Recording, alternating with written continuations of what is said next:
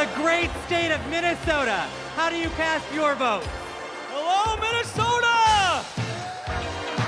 My name is Hans Storvik, and Tim Walz was my neighbor, coach, and favorite teacher. We were excited to go to his classroom every day. And if you've ever been in high school, you know that can be rare. He opened our eyes to the world. He taught us how to talk about global issues with respect, curiosity, and kindness, even and especially when we disagreed. But he wasn't just a great teacher. He was also a great neighbor and friend. In fact, when he was in the midst of a budget battle as governor of our state, he still found time to attend my brother's funeral. Mr. Walz means the world to my family. He's always been there for us, and that's how I know he'll always be there for you as vice president.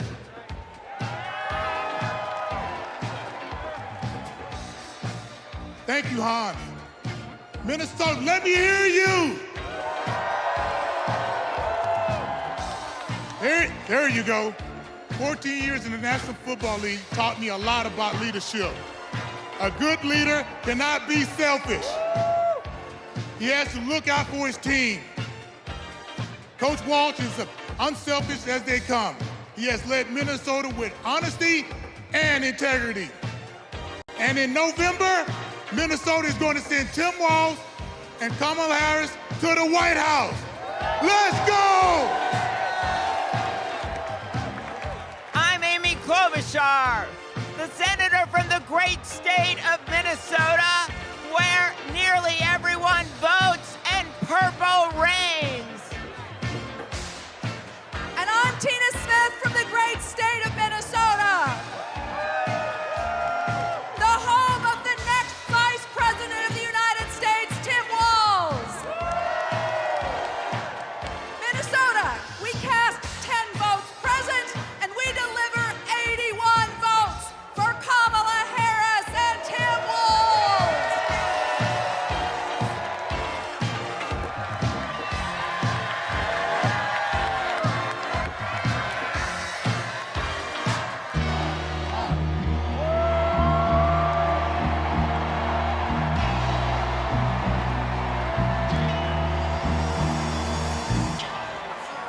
The great state of California. How do you cast your vote? My name's Governor Gavin Newsom.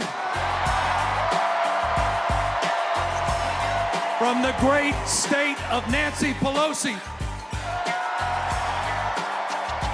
I come from a state, like our nation, of dreamers, of doers, of entrepreneurs, of innovators, that prides itself on being on the leading and cutting edge of new ideas. California is the most diverse state in the world's most diverse democracy. And we pride ourselves on our ability to live together and advance together and prosper together across every conceivable and imaginable difference. But the thing we pride ourselves most on is that we believe the future happens in California first.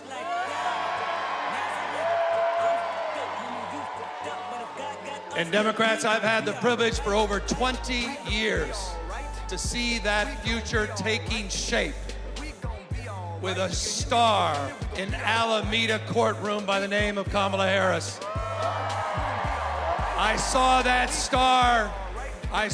star fighting for criminal justice, racial justice, economic justice, social justice. I saw that star get even brighter as Attorney General of California, as a United States Senator, and as Vice President of the United States of America. Kamala Harris has always done the right thing. A champion for voting rights, civil rights, LGBTQ rights, the rights for women and girls. So Democrats and independents, it's time for us to do the right thing, and that is to elect Kamala Harris as the next president of the United States of America. California, we proudly cast our 482 votes for the next president, Kamala Harris.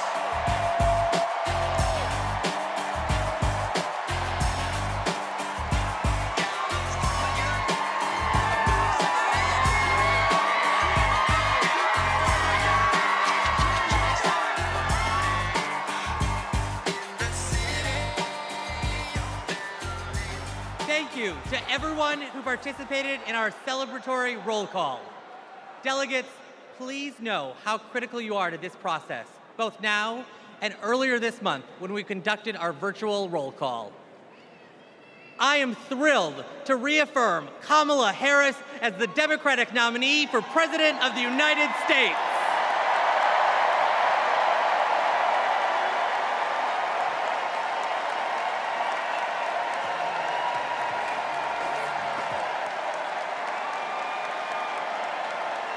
Pursuant to the convention rules of procedure, Vice President Kamala Harris has been invited to make an acceptance speech, which she will give on Thursday, August 22nd.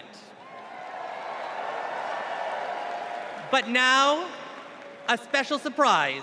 It's my pleasure to introduce our party's official nominee for President of the United States, live from my home state of Wisconsin, Vice President Kamala Harris.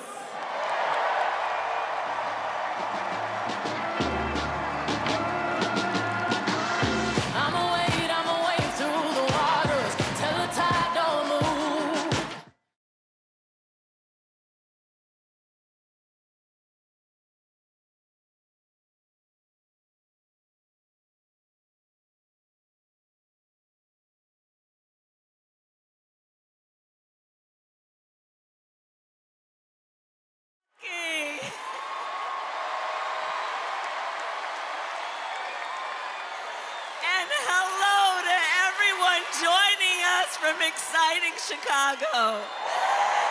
The delegates at the Democratic National Convention, well, they just completed their roll call. And they have nominated Coach Walz and me to be the next Vice President and President of the United States of America.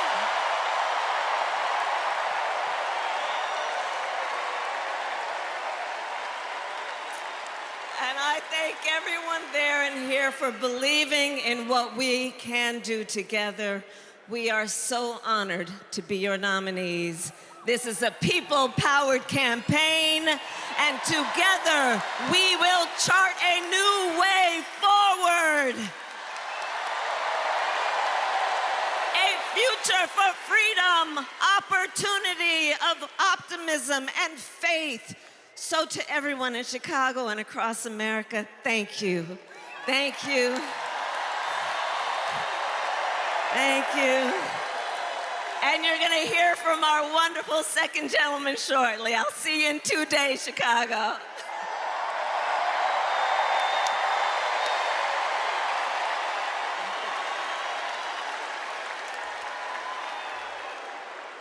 Please welcome TV personality, loud and proud Latina, Ana Navarro.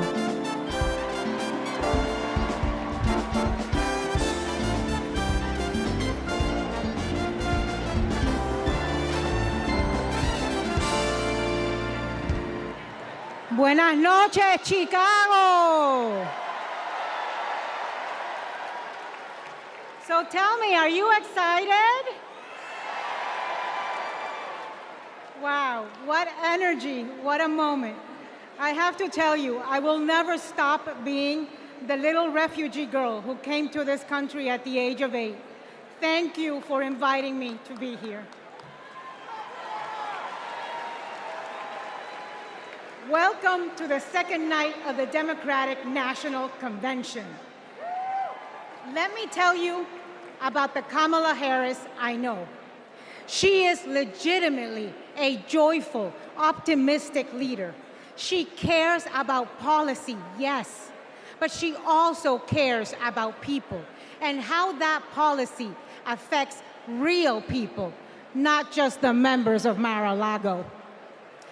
And you know what else?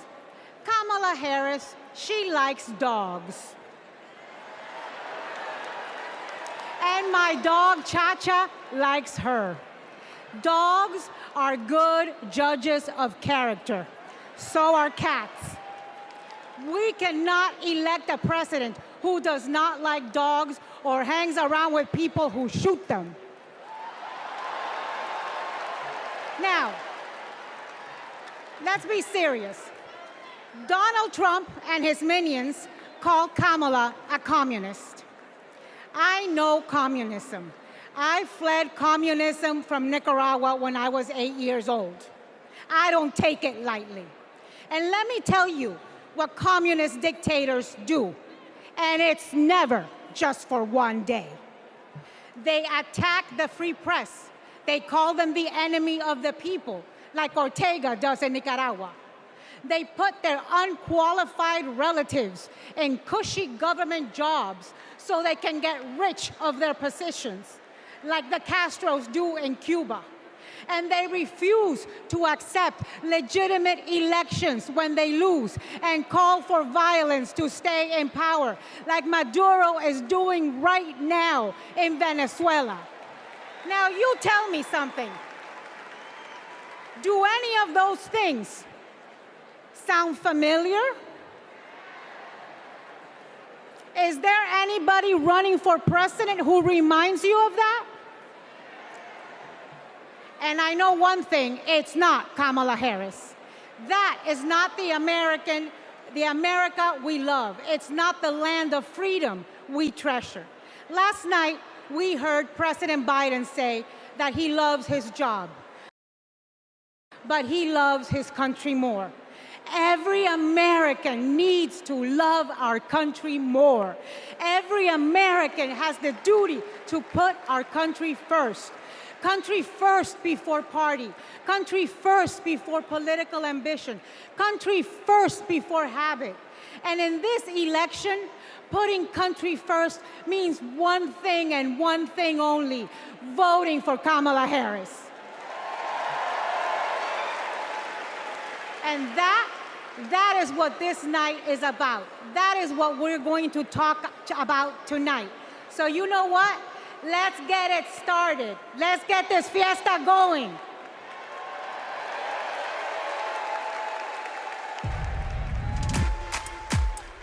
The ayes are 50, the nays are 50. The Senate being equally divided, the Vice President votes in the affirmative, and the nomination is confirmed.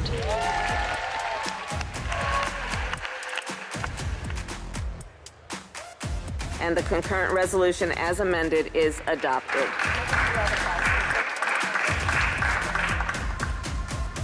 The Vice President votes in the affirmative, and the motion to proceed is agreed to. On this vote, the yeas are 50, the nays are 50. The Senate being equally divided, the Vice President votes in the affirmative, and the bill as amended is passed.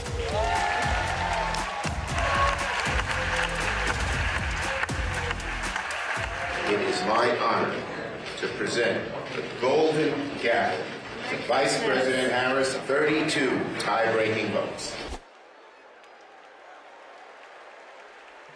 Please welcome Senate Majority Leader and New York Senator Chuck Schumer.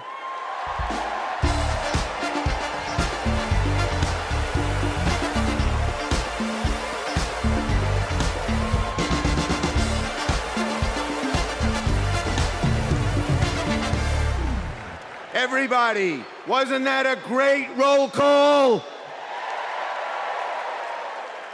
Now just let me hear you if you're ready for President Kamala Harris.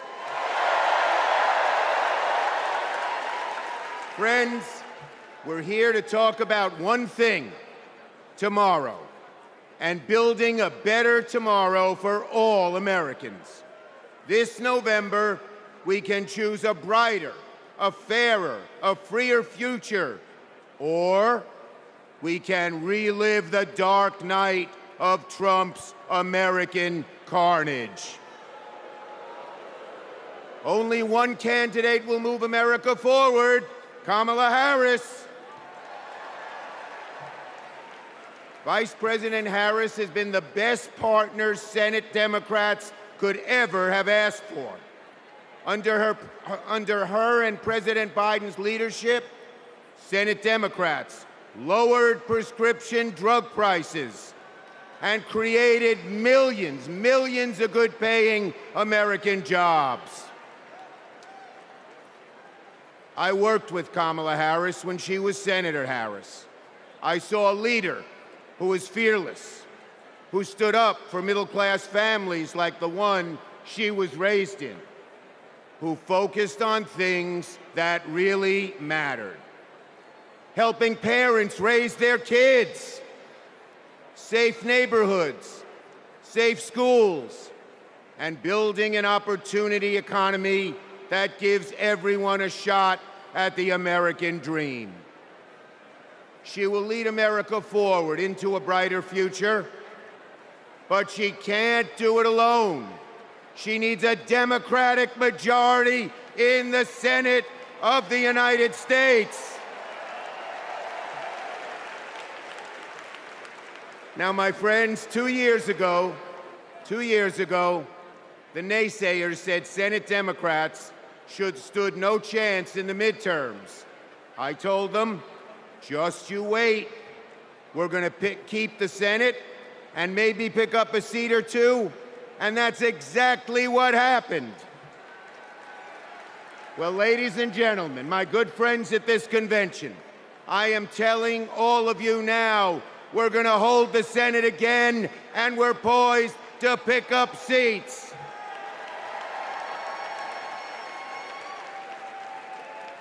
A Democratic majority to create good-paying jobs and lower costs, to defend a woman's right to choose, to deliver for communities back home.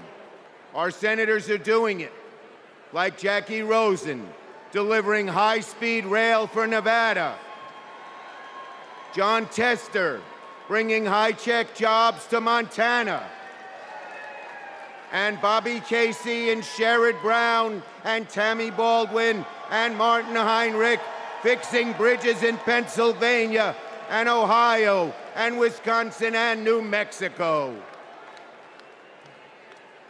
We also have amazing candidates. Ruben Gallego, Angela Alsobrooks, Andy Kim, Alyssa Slotkin, Lisa Blunt, Rochester, Colin Allred, Debbie Mucarsel-Powell. And folks, listen to this. More than half of our candidates are candidates of color. We're making the Senate look like America. Now let's compare that with Senate Republicans. Senate Republicans pretend to care about middle-class families, but they voted no on expanding the child tax credit, and J.D. Vance didn't even show up to vote. Senate Republicans pretend to care about the border, but they voted no on the strongest border bill in a decade. Republicans tend to care about freedom, but they voted no on a woman's right to choose. No to safeguard IVF. No to birth control. That is just a taste of their extreme agenda. Is that what we want for America? Do we want a Republican Senate that assaults reproductive freedoms? Do we want a Republican Senate that cuts taxes for the rich, rigs the game for big oil and big pharma? Well, folks, the choice is ours. Now, let me close on a personal note. As the highest-ranking Jewish elected official in American history, I want my grandkids and all grandkids to never, never face discrimination because of who they are. But Donald Trump, this is a guy who peddles anti-Semitic stereotypes. He even invited a white supremacist to Mar-a-Lago. And unfortunately, his prejudice goes in all directions. He fuels Islamophobia and issued a Muslim ban as president. Tonight, folks, I am wearing this blue square to stand up to anti-Semitism, to stand up to all hate.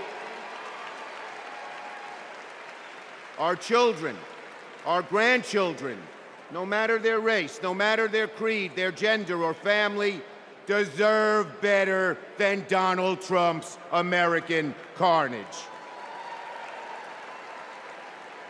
So, are you ready to make sure Donald Trump never, ever gets near the White House again? So let's elect Kamala Harris, Tim Walz, and a Democratic majority in the Senate and keep the torch of freedom burning bright for generations to come. On to victory in November.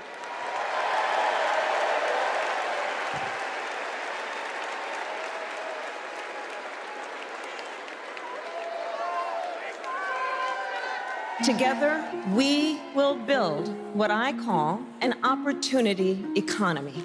I will take on the high costs that matter most to most Americans. Compare my plan with what Donald Trump intends to do. He wants to impose what is, in effect, a national sales tax on everyday products and basic necessities that we import from other countries. It will mean higher prices on just about every one of your daily needs. Donald Trump's plan would cost a typical family $3,900 a year. He wants to repeal the Affordable Care Act, which 45 million Americans rely on for health care. He plans to give billionaires massive tax cuts year after year, and he plans to cut corporate taxes by over $1 trillion. That if you want to know who someone cares about, look who they fight for. We capped the price of insulin at $35 a month and the total cost of prescription drugs at $2,000 a year for seniors. And just yesterday, we announced that we are lowering the price for 10 more life-saving drugs. As president, I will work to build the housing we need, and by the end of my first term, we will end America's housing shortage by building 3 million new homes and rentals that are affordable for the middle class. More than 100 million Americans will get a tax cut by restoring the Earned Income Tax Credit and the Child Tax Credit, through which millions of Americans with children got to keep more of their hard-earned income. We will provide $6,000 in tax relief to families during the first year of a child's life. Now is the time to chart a new way forward. I will fight to give money back to working and middle-class Americans. Increase the security and stability financially of your family and expand opportunity for working and middle-class Americans.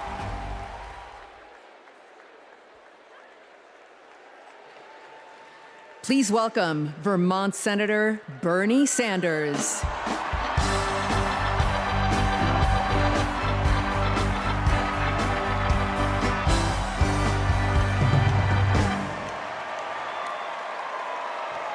Thank you.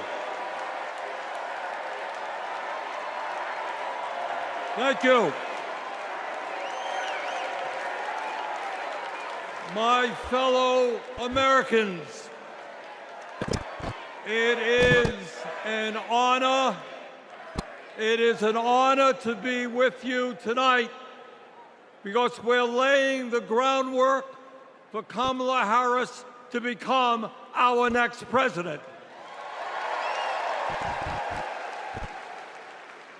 And let me tell you why that is so important. I want you all to remember where we were 3.5 years ago. We were in the midst of the worst public health crisis in 100 years and the worst economic downturn since the Great Depression. 3,000 Americans were dying every day, and our hospitals were overwhelmed with COVID patients. All across the country, businesses were shutting down. Unemployment was soaring. Workers were losing their health insurance. Schools were closing. State and city budgets were running out of money. People were being evicted from their homes. Children in America were going hungry. That was the reality the Biden-Harris administration faced as they entered the Oval Office. A nation suffering, a nation frightened, and people looking to their government for support. And within 2 months of taking office, our government did respond.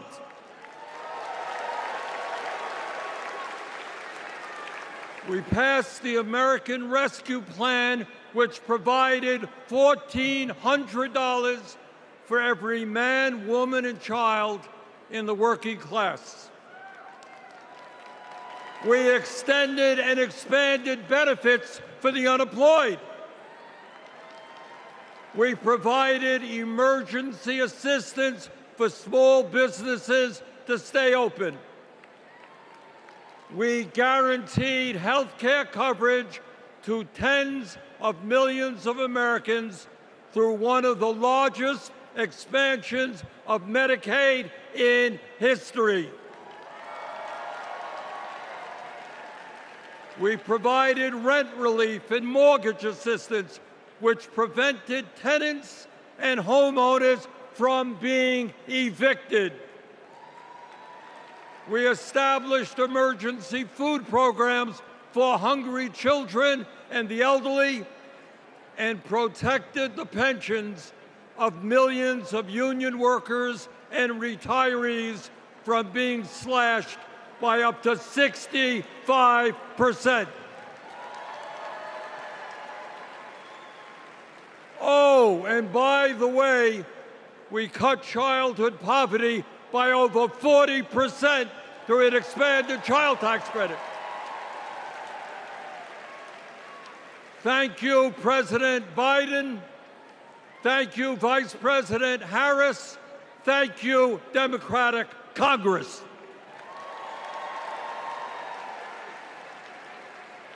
Now, I say all of this not to relive that difficult moment, but to make one simple point. When the political will is there, government can effectively deliver for the people of our country. And now we need to summon that will again, because too many of our fellow Americans are struggling every day to just get by, to put food on the table, to pay the rent, and to get the health care they need. Brothers and sisters, bottom line, we need an economy that works for all of us, not just the billionaire class.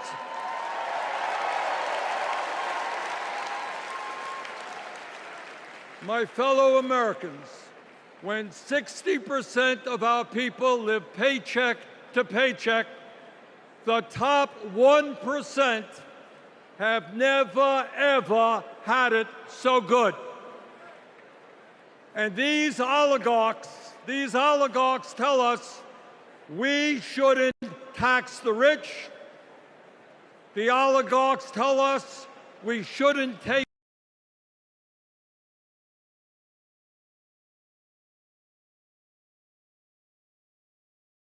on price gouging. We shouldn't expand Medicare to cover dental, hearing, and vision. And we shouldn't increase Social Security benefits for struggling seniors. Well, I've got some bad news for them.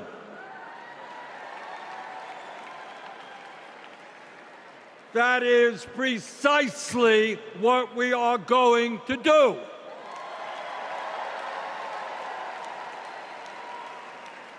And we're going to win this struggle because this is precisely what the American people want from their government. And my friends, at the very top of that to-do list is the need to get big money out of our political process.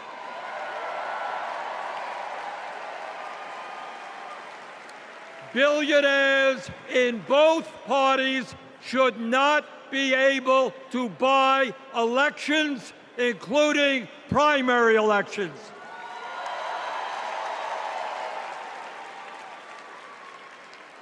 For the sake of our democracy, we must overturn the disastrous Citizens United Supreme Court decision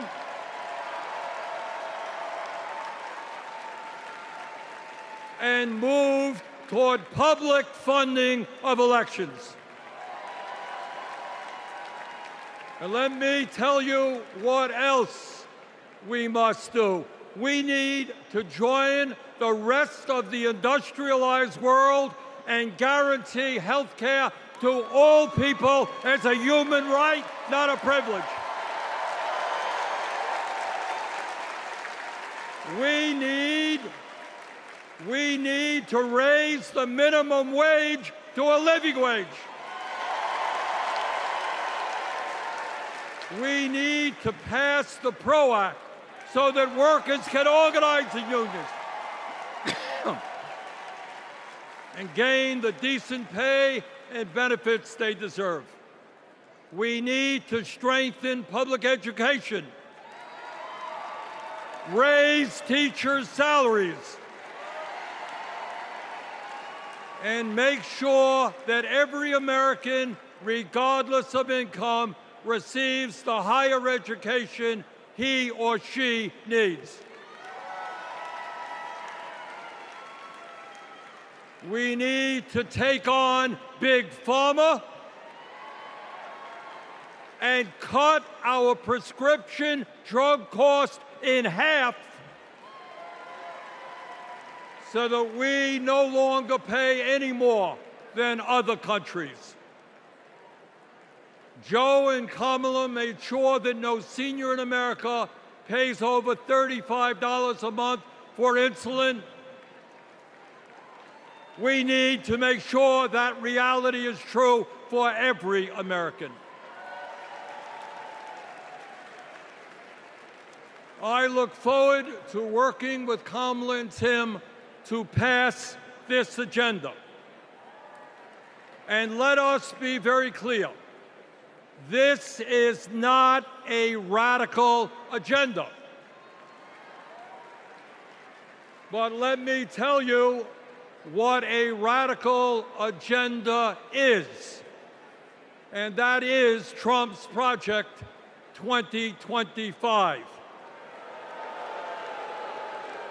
At a time of massive income and wealth inequality, giving more tax breaks to billionaires is radical. Putting forth budgets to cut Social Security, Medicare, and Medicaid is radical. Letting polluters destroy our planet is radical. And my friends, we won't let that happen.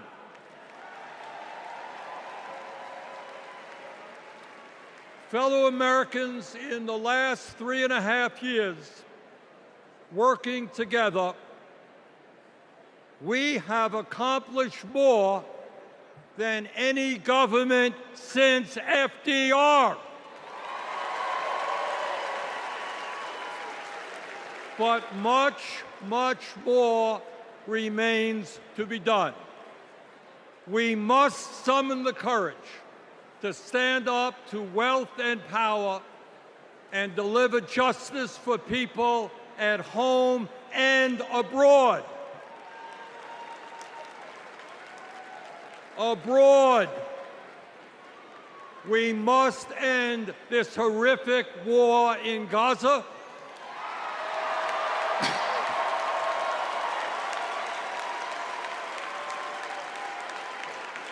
Bring home the hostages and demand an immediate ceasefire.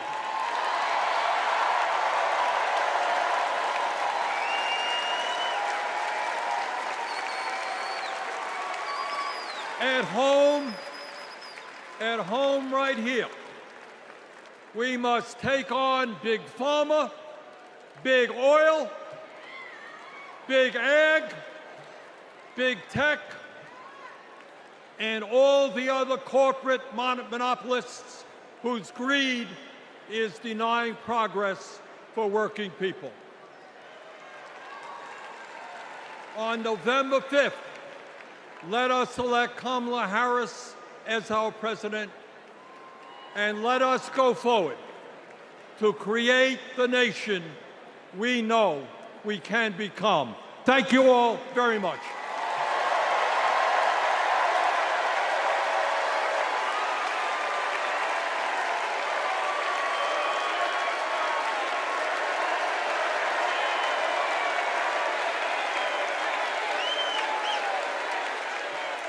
Please welcome Illinois Governor J.B. Pritzker.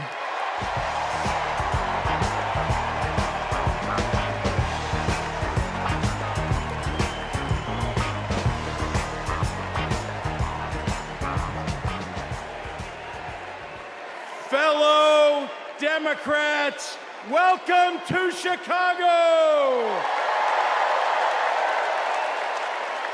We're a great American city in a proud blue state.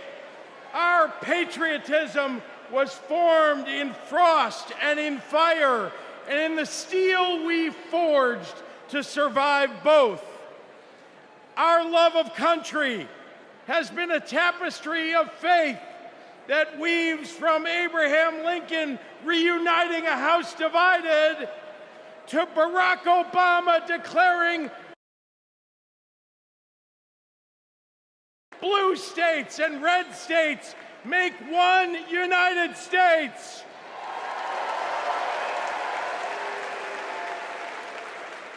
Now, Illinois' presidential pedigree is unmatched. And given that Vice President Kamala Harris spent some of her early life right here, I speak for the entire Illinois delegation when I say, we claim her too.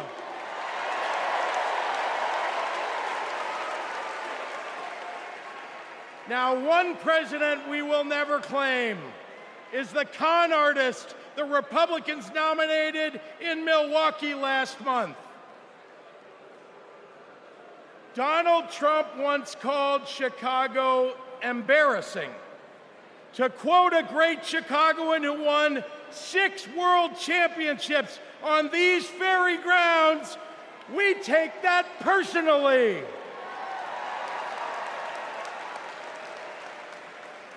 I had to govern for 2 years while Trump was president.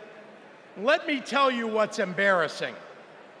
In Illinois, we passed a massive bill to fix our roads and bridges. When Donald Trump proposed his own plan, he turned right around and called it stupid. We eliminated the grocery tax. Donald hasn't been in a grocery store since his first bankruptcy. Illinois invested in clean energy and the jobs it brings. Donald claimed that windmills in the ocean made the whales a little batty.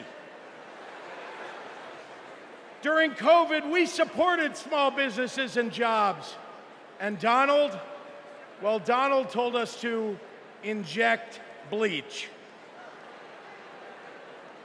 Donald Trump thinks that we should trust him on the economy because he claims to be very rich. But take it from an actual billionaire.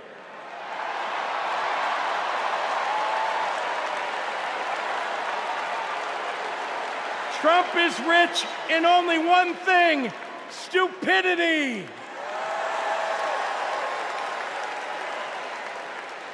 Now, I meet with business leaders all the time, and there's one universal thing they all need: people.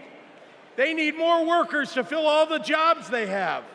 But the anti-freedom, anti-family policies of MAGA Republicans are driving workers away. Here's the thing. Americans don't want to be forced to drive 100 miles to deliver a baby because a draconian abortion law shut down the maternity ward. Americans want the hope of giving birth through IVF, not the fear that it might be taken away. Americans with LGBTQ kids don't want them facing discrimination at school because the state sanctioned it. Americans want to go to their neighborhood grocery store and not have to worry about some random guy open carrying an AR-15.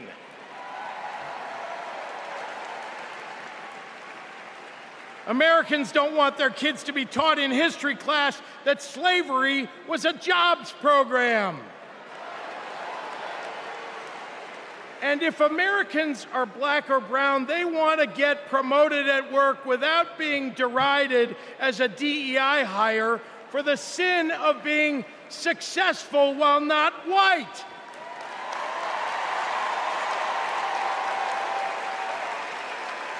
Let's be clear. It's not woke that limits economic growth. It's weird. And these guys aren't just weird, they're dangerous. Democrats are for lower taxes and higher wages, less inflation and more business growth. We just think it's wrong to craft those policies for Elon Musk and not for everyday working people. That includes a secure retirement and good health care. We think the government should help you prosper, not police who you're sleeping with. More than anything, Democrats want economic policies that are kind, not cruel. But Trump chooses cruelty every time. After all, everything he's achieved in his own life has been by hurting someone else. Kamala Harris and Tim Walz, well, they've spent their lives lifting people up, not pushing them down. They know that a White House that leads with kindness looks at someone who is struggling and sees not what they might cost society, but what they might create for it. Americans want policies that give every American a chance to make it to the middle class. They want to grow small businesses, and Democrats want to cut taxes for everyday people. More than anything, Kamala Harris and Tim Walz want a country where we can all live with a little serenity. The serenity that comes with a balanced checkbook, an affordable grocery bill, and a housing market that has room for everyone.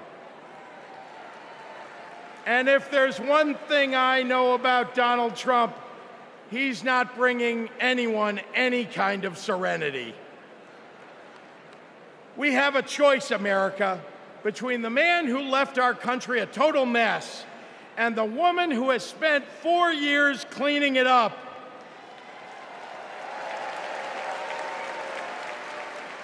And I think it's time we stop expecting women to clean up messes without the authority and the title to match the job.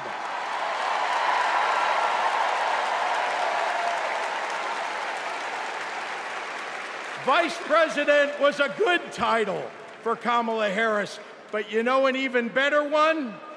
President of the United States of America. Let's go get 'em!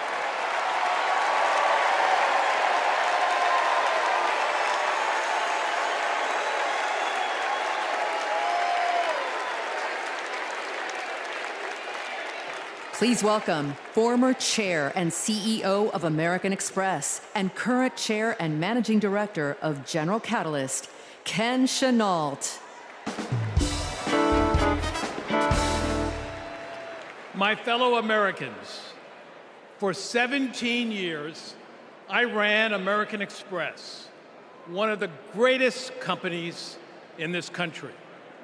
America has thousands of great companies, more than any other nation in the world. And that's not by accident. The United States is the best place in the world to do business because of the values on which our country was built. Democracy, the rule of law, free and fair elections, the peaceful transfer of power. As a business leader, I have seen firsthand why democracy is so important. Democracy provides business, nothing is more important than trust. In America, we have to trust our president will protect democracy. We have to be certain they'll follow the law and serve the nation, not themselves. Business requires stability and certainty that our democracy will endure. Our economy and democracy are tightly linked. Both only grow stronger when Americans, despite our differences, are willing to work together. At this moment, when our politics pits one group against another, that's what's remarkable about Kamala Harris. She is for all Americans. She understands it's possible, in fact necessary, for a president to be both pro-business and pro-worker. Kamala Harris understands that government must work in partnership with the business community. She knows that a market-based economy needs a strong and effective government. Kamala Harris understands that we need to help entrepreneurs turn good ideas into thriving companies, that we can create good-paying jobs by helping manufacturers expand. Kamala Harris believes in growing the economic pie for the benefit of current and future generations. Unlike her opponent, she knows the way not to build an advanced economy is a broad tariff that would only raise prices, hurt consumers and businesses, and cost jobs. She knows the way not to do it is to give people like me a tax cut.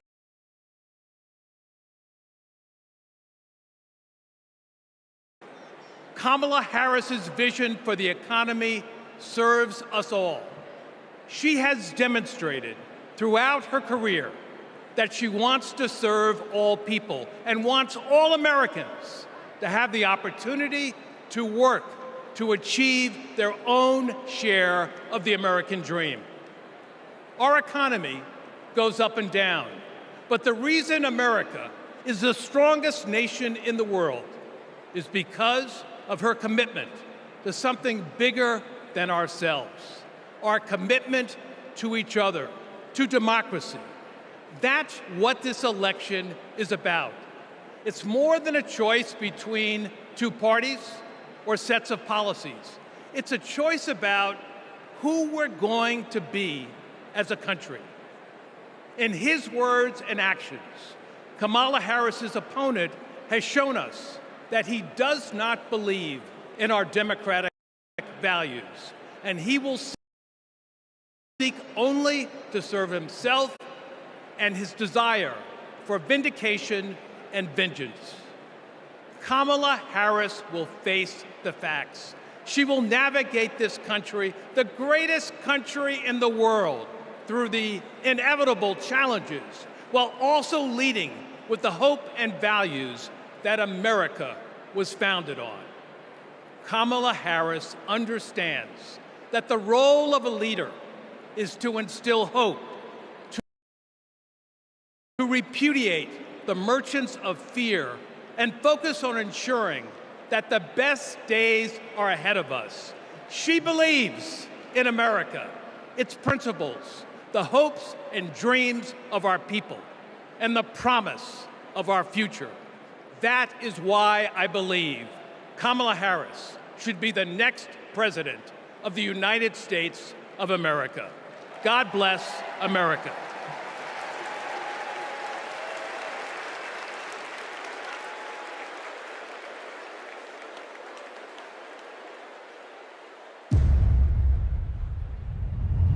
Repeal Obamacare. Donald Trump over the weekend again threatened to repeal Obamacare. This would lead to Americans having their health insurance taken away. There are about 19 million people with coverage through Medicaid expansion, another 16 million enrolled through the USCIS health insurance marketplaces, and we'd probably be talking about many millions of people becoming uninsured. Biggest worries, losing the safety net of pre-existing conditions coverage. What happens if you lose this insurance? Our son would die. What makes you think this isn't just a hollow threat? This is one of the few campaign promises that he actually tried very hard to keep. So we better believe him when he says he's coming after this. Even if you have insurance from your employer, you will be affected because your premiums would be going up. We're looking at a lot of people who could lose their health insurance. Please welcome New Mexico Governor Michelle Lujan Grisham.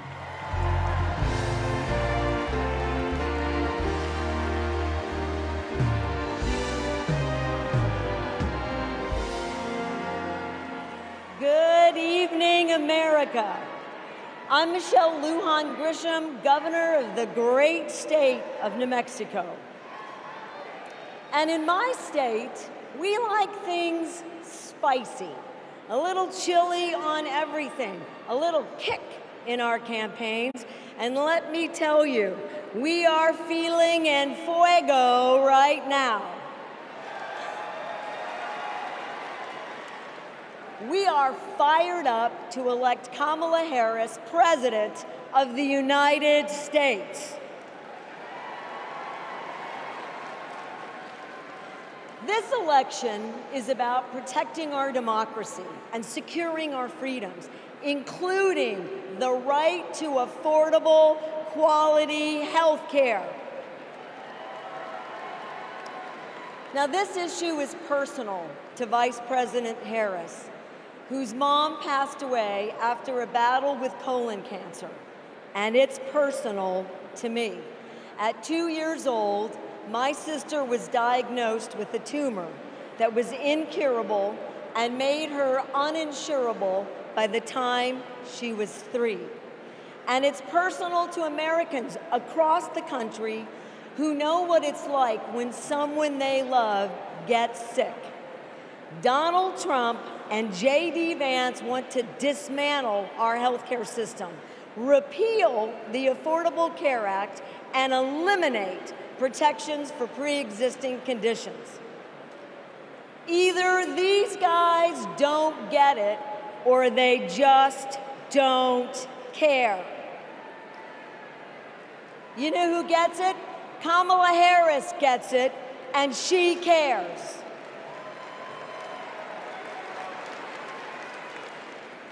As Attorney General, she took on drug companies that jacked up prices and hospitals that overcharged patients.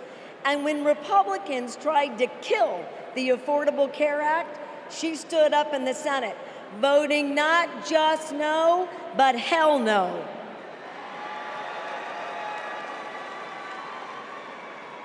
And Kamala Harris hasn't just stopped Republicans from making our healthcare system worse. She fights every day to make it better. And I know, I spent 20 years working to get Medicare the ability to negotiate lower drug prices. As Vice President, Kamala Harris delivered it. You know what Donald Trump delivered? Junk plans, higher premiums, and abortion bans.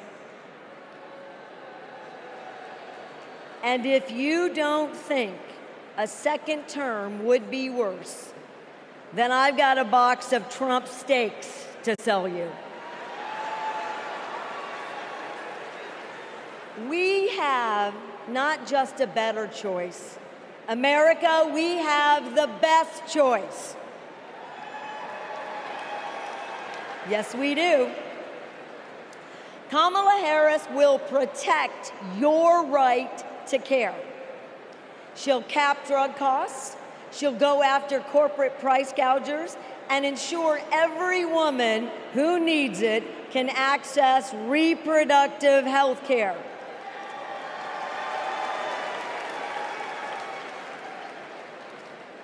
That's the president I want. And that's the president America needs. And with your help, that's the next president of the United States. President Kamala Harris.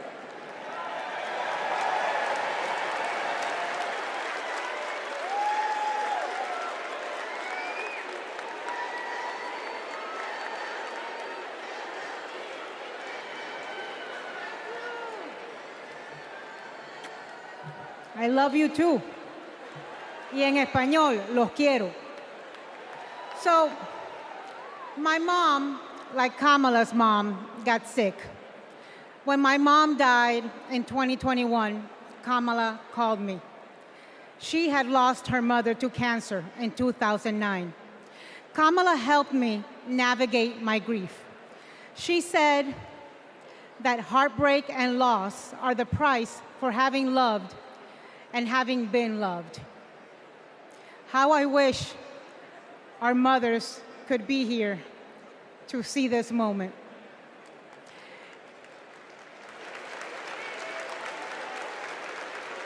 In the next 4 years, America will invariably have moments of great sadness and pain in our country. Some will be natural disasters. Some will be man-made disasters. We need a president who can not only be commander-in-chief, but also consoler-in-chief. We need a president with empathy, capable of lifting us up when we are down. We need a president who is capable of holding us in a big, great hug when we need it. That is Kamala Harris. Donald Trump is only capable of holding two things, a grudge and a golf club.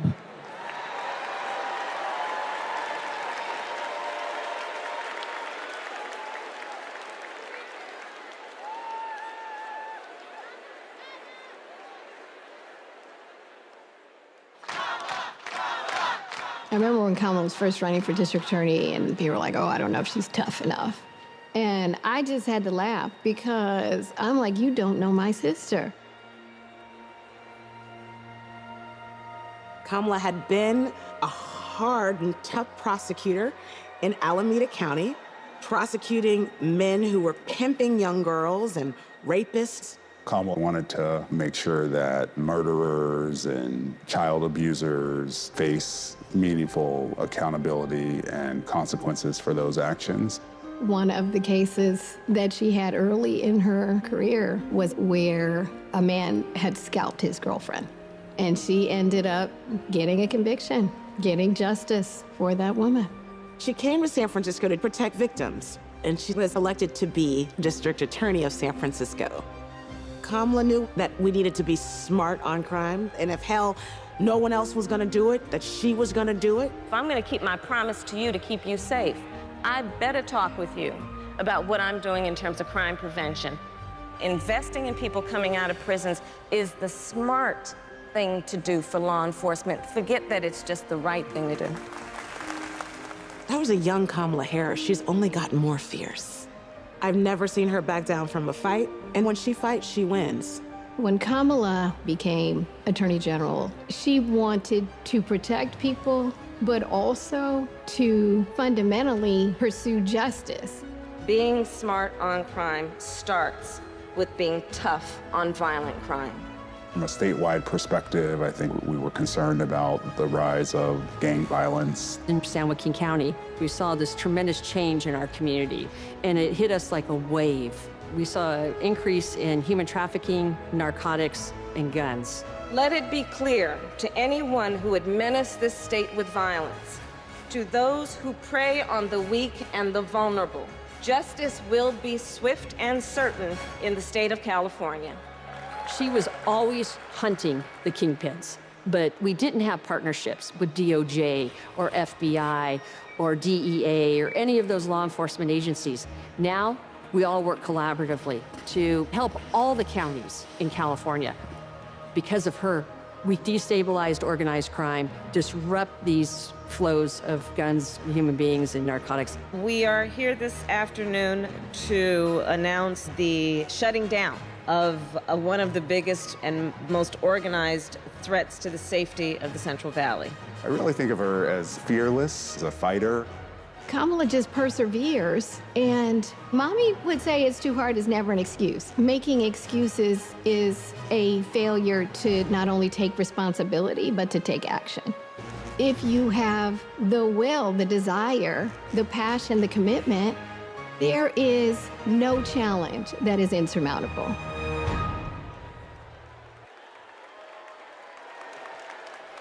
Please welcome the Democratic nominee for Senate in Maryland, Angela Alsobrooks.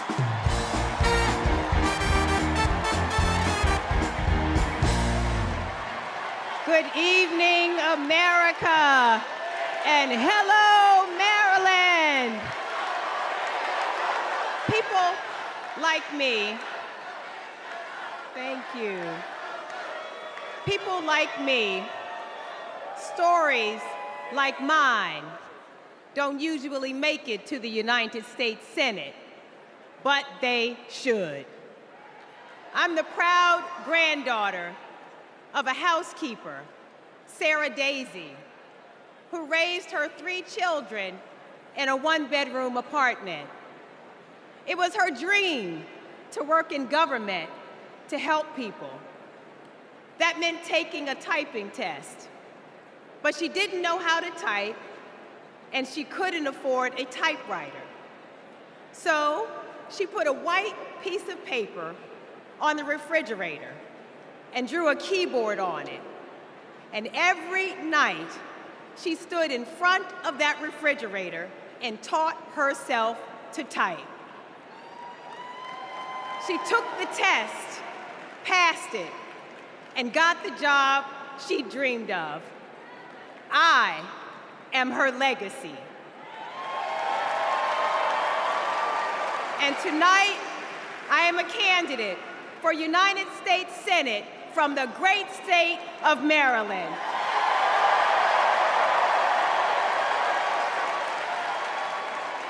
I've always been inspired by women like my grandmother, women who imagine a better future and then have the grit to make it a reality. One of those women is a friend, a mentor, and a role model. That woman is Kamala Harris. Let me tell you about the Kamala I've known for 14 years. I first heard about her in 2009 when I was running for state's attorney in Prince George's County, Maryland.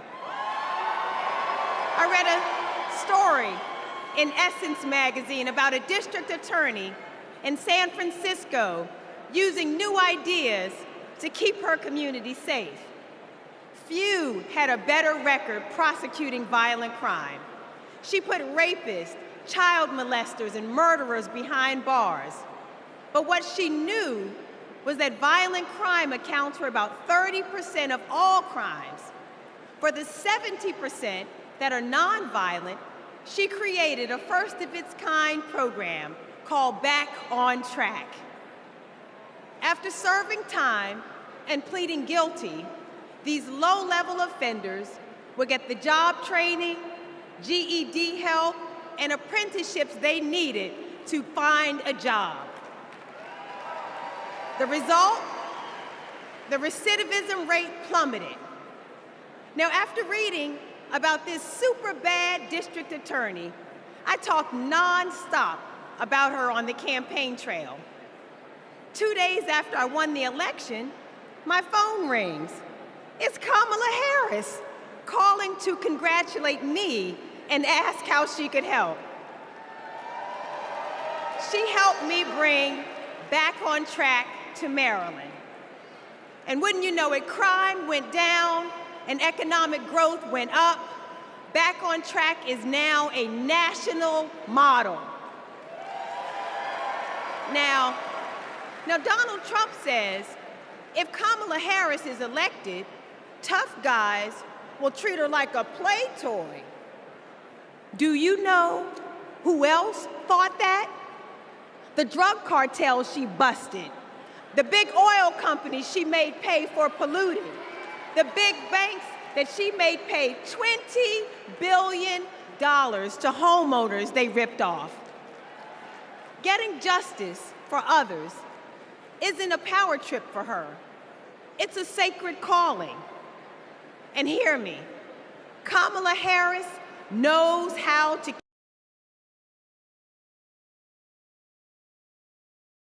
out of the Oval Office.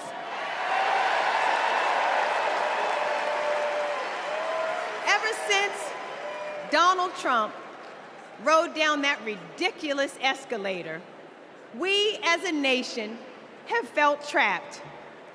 Every national decision has been made in reaction to this one man and his extremist MAGA movement.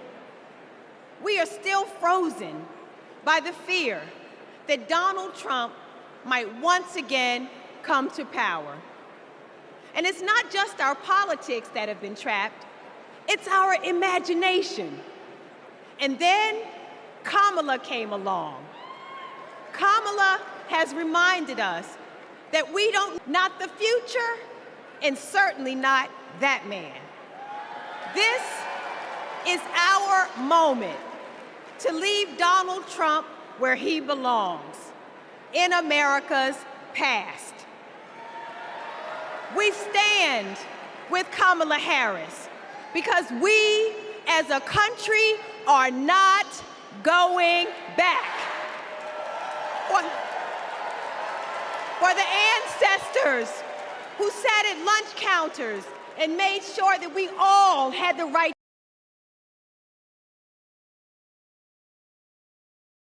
to vote. We are not going back. For the mamas and grandmamas who marched to make sure that women could control our own bodies. We are not going back.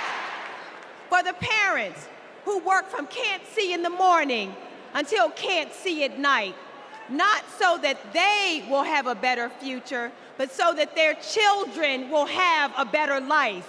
We are not going back.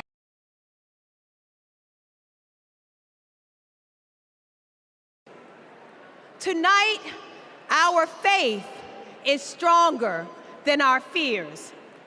Faith in the promise of America. Faith in the American idea, in the American values that we share. Faith that we, the people, can choose a new leader, a better future for the people. Faith that as dark as our days and challenges have sometimes felt, it's always darkest before the dawn. We know that we can endure for a night because joy cometh in the morning. Morning is coming. Morning is coming. And that joy will be led by Kamala Harris. Thank you so much.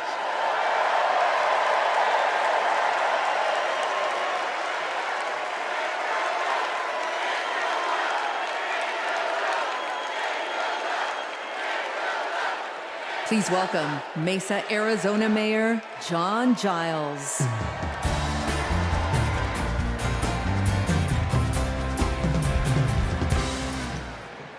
Good evening. I have a confession to make. I'm a lifelong Republican. So I feel a little out of place tonight, but I feel more at home here than in today's Republican Party.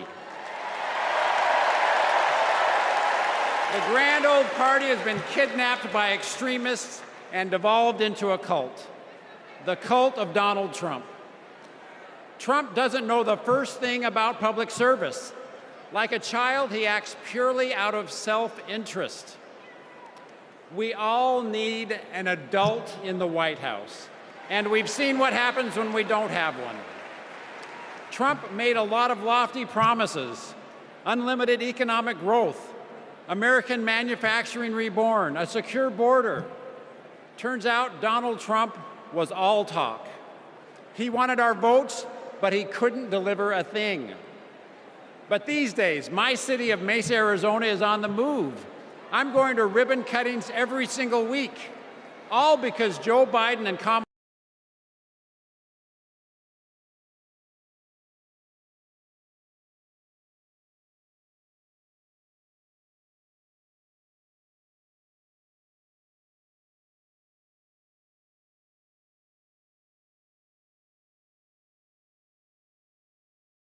I have an urgent message for the majority of Americans who, like me, are in the political middle. John McCain's Republican Party is gone, and we don't owe a damn thing to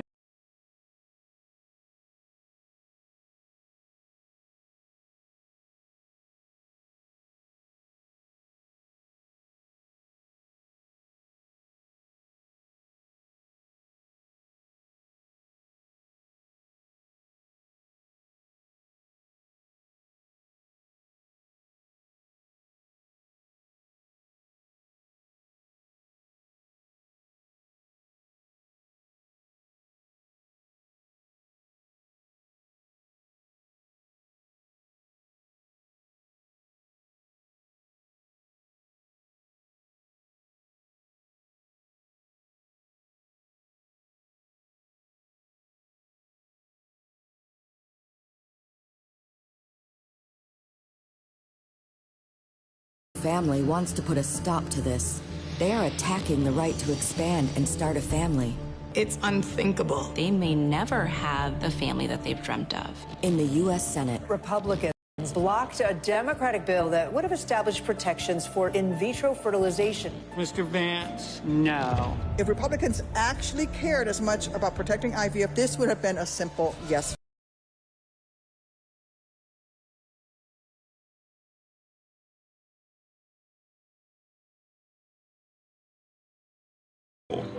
It made my life full. It made my life full. And it made my life full. And we will always fight for you, for your family, for your freedoms, and for your future. Kamala Harris and Tim Walz honor the freedoms of all families to make decisions about what is right for them, for this generation and generations to come.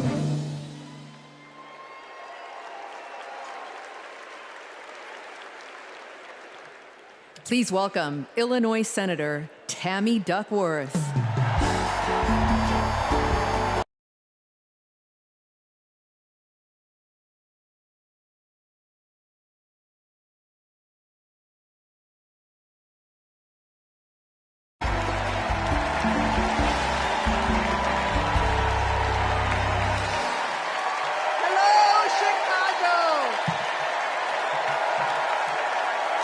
Chicago.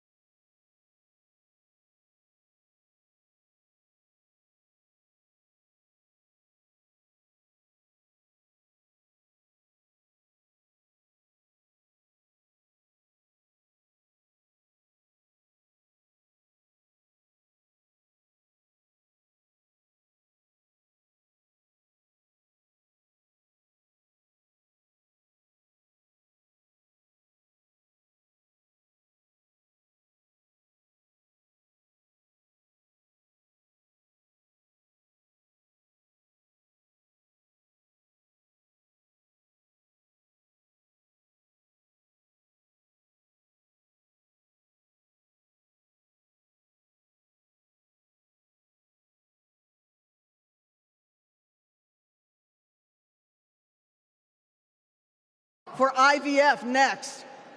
And they'll prosecute doctors. And they will shame and spy on women. And if you think that's far-fetched, just look up what happened in Alabama last year. So let me say to every would-be parent, I see you, I'm with you. And together, in November, we'll send a message to old Cadet Bone Spurs.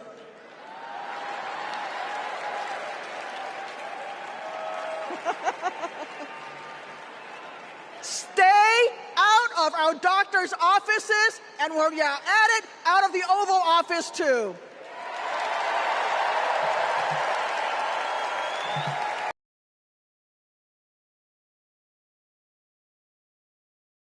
Than any wound I earned on the battlefield.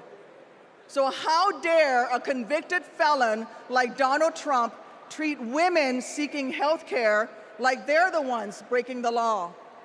How dare J.D. Vance criticize childless women on cable news, then vote against legislation that would have actually helped Americans to start families? How dare the GOP endanger the dreams of countless veterans whose combat wounds prevent them from having kids without IVF, punishing our heroes for their willingness to serve? It's simple. Every American deserves the right to be called mommy or daddy without being treated like a criminal. Kamala Harris believes that. So let's make some history and elect her in November. God bless America.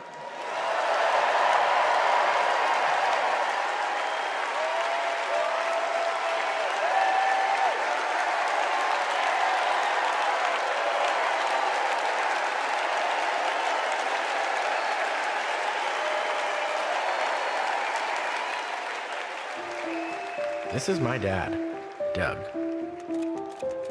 He was raised in Jersey and moved to LA when he was 16. These are his parents, Barb and Mike. They think he walks on water. This is what he wore to his bar mitzvah. And here's him at summer camp. They voted him most athletic, so he says. This is a photo McDonald's used when he was Employee of the Month. It hung on our wall for years. My dad is a lawyer, a really good one. My mom called him the crisis guy because he was everyone's first call. My parents split when I was in middle school, and that wasn't easy. That's not easy for any kid. But it helped that my parents stayed friends, and we all kept hanging together. We grew closer than ever.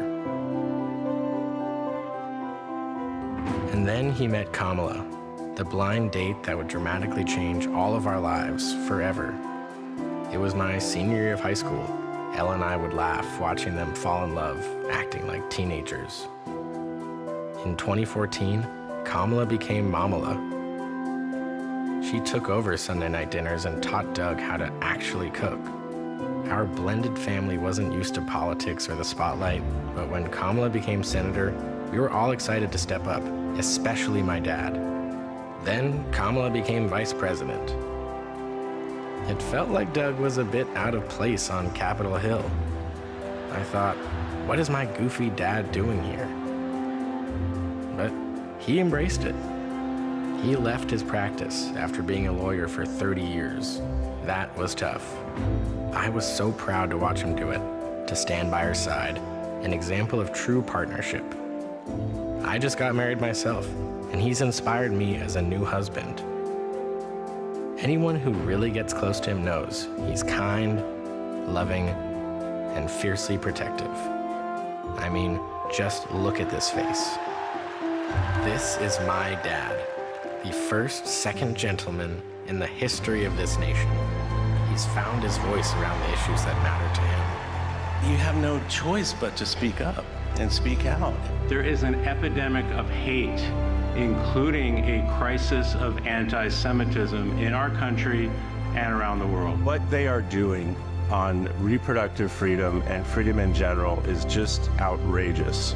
And next, he's gonna make history again as the first gentleman. I can't wait for everyone to get to know why we all love him. He's the glue that keeps this family together. We might not look like other families in the White House, but we are ready to represent all families in America.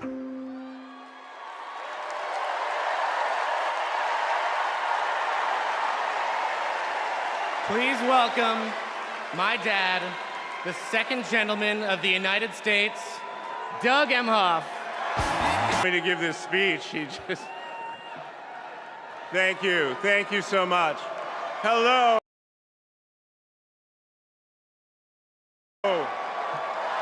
Thank you. Hello to my big, beautiful, blended family up there.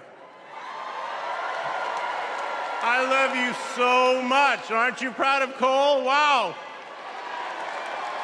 And a special shout out to my mother. I see you. My mother is the only person in the whole world who thinks Kamala is the lucky one for marrying me. And to Kamala, who, well, we just saw where she is. She's out on the trail, listening to and talking with voters. Honey, I can't wait for you to come back to Chicago because we're having a great time here.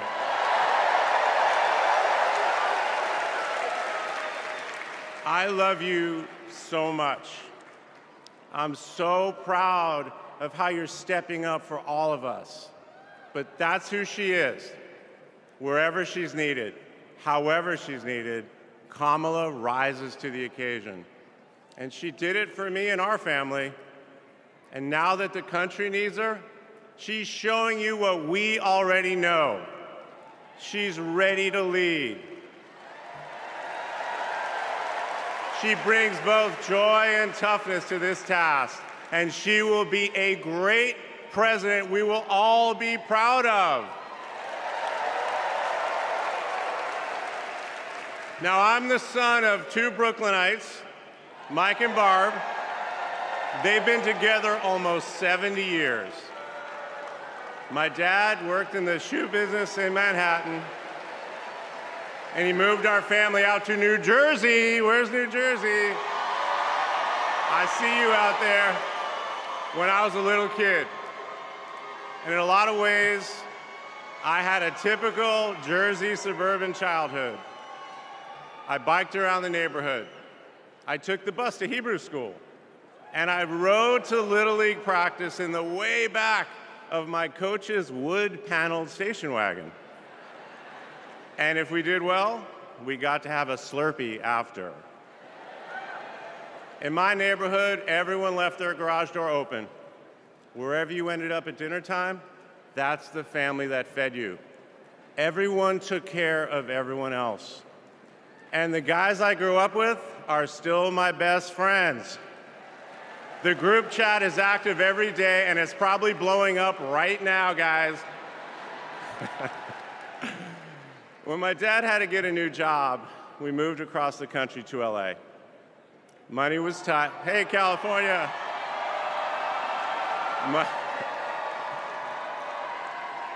Money was tight, so I worked at McDonald's in high school for some extra cash. Not only was I Employee of the Month, but I still have the framed picture, which you just saw, and there was a ring, golden arches and all. And then I waited tables, parked cars. I was working full-time so I could afford to go to college part-time. And thanks to partial scholarships, student loans, and a little help from my dad, I got myself through law school. And I got my first job as a lawyer, which is also where I met the guys in my fantasy football league. And A lot has changed in our lives since the early 90s, but my team name is still Nirvana. Yes, after the band. I worked hard, and I love being a lawyer. And by the way, I still get to be part of the profession by teaching students at Georgetown Law School. I got married, became a dad to Cole and Ella. Unfortunately, I went through a divorce, but eventually started worrying about how I would make it all work. And that's when something unexpected happened. In 2013, I walked into a contentious client meeting. We worked through the issue, and by the end of the meeting, the now happy client offered to set me up on a blind date, which is how I ended up with Kamala Harris's phone number. Now, for generations, people have debated when to call the person you're being set up with. And never in history has anyone suggested 8:30 a.m. And yet, that's when I dialed. I got Kamala's voicemail, and I just started rambling. Hey, it's Doug. I'm on my way to an early meeting. Again, it's Doug. I remember I was trying to grab the words out of the air and just put them back in my mouth. And for what seemed like far too many minutes, I hung up. By the way, Kamala saved that voicemail, and she makes me listen to it on every anniversary. But that message wasn't the only unusual thing about that day. Now, Kamala, who normally would have been working hard at her office, just happened to be waiting at her apartment for a contractor to do some work on her kitchen. I was eating at my desk, which was not a regular occurrence for a busy lawyer like me who appreciated a good business lunch. But that's when she called me back. And we talked for an hour, and we laughed. Well, you know that laugh. I love that laugh.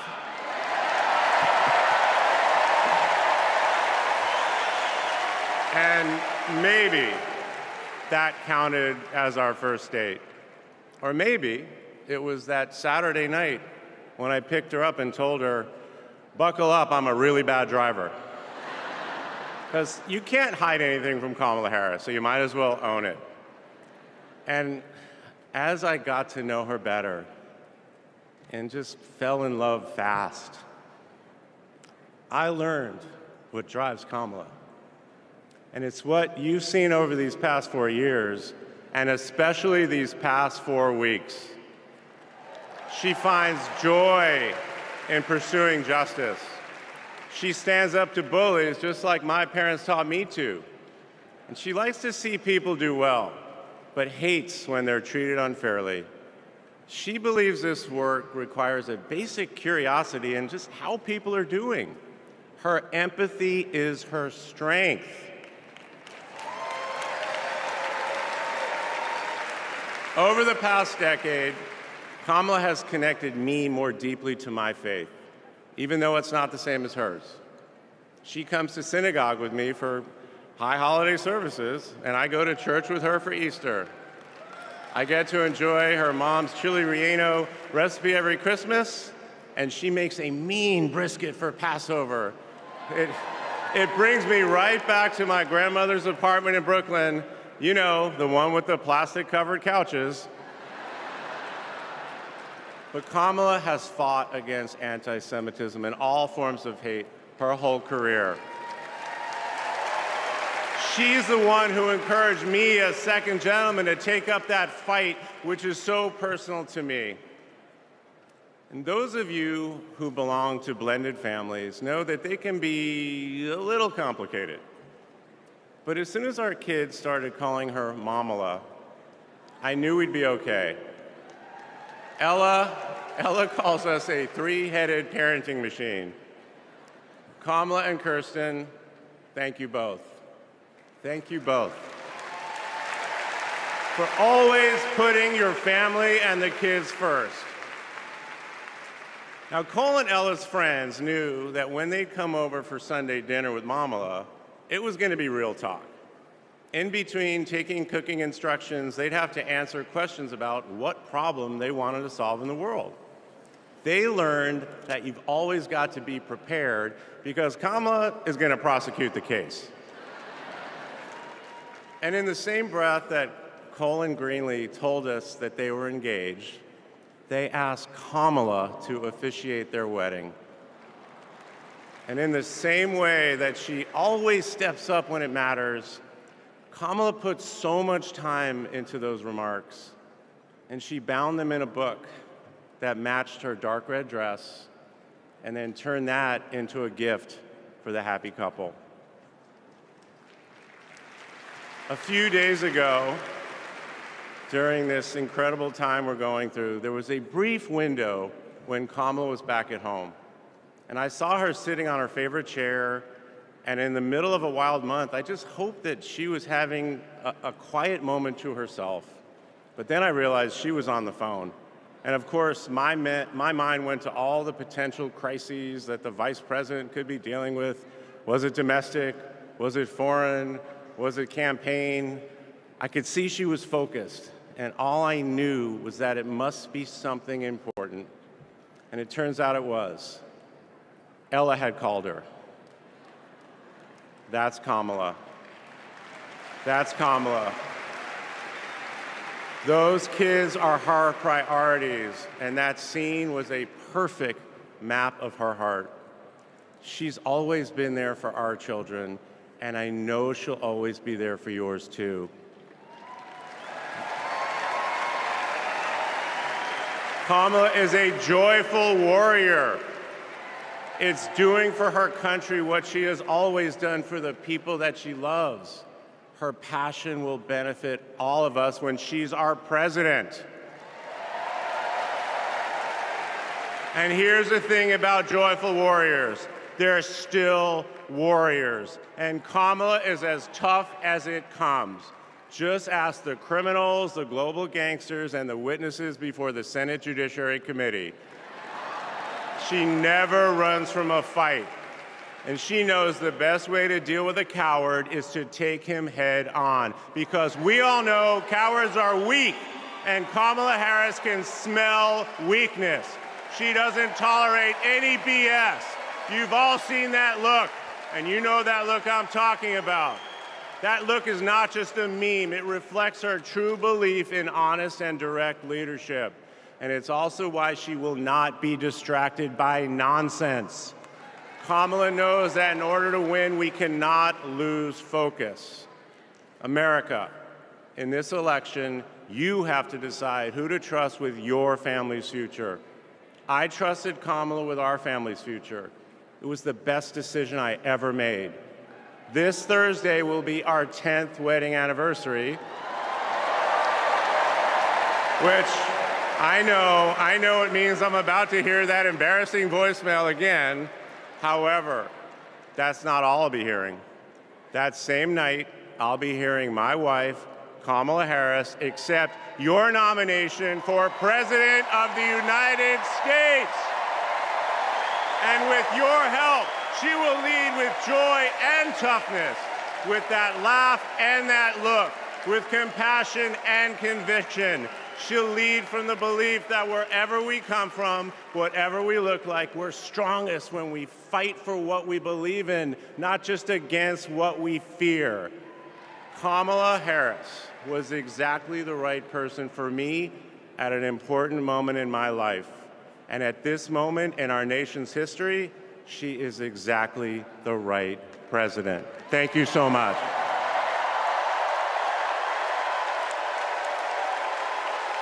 First Lady, Michelle Obama.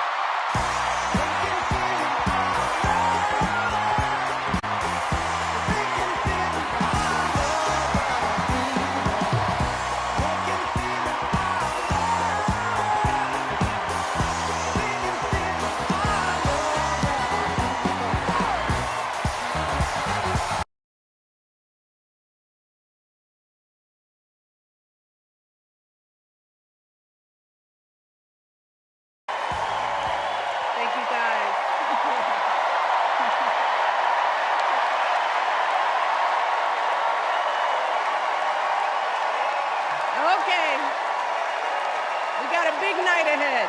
Thank you all so much. Thank you so much.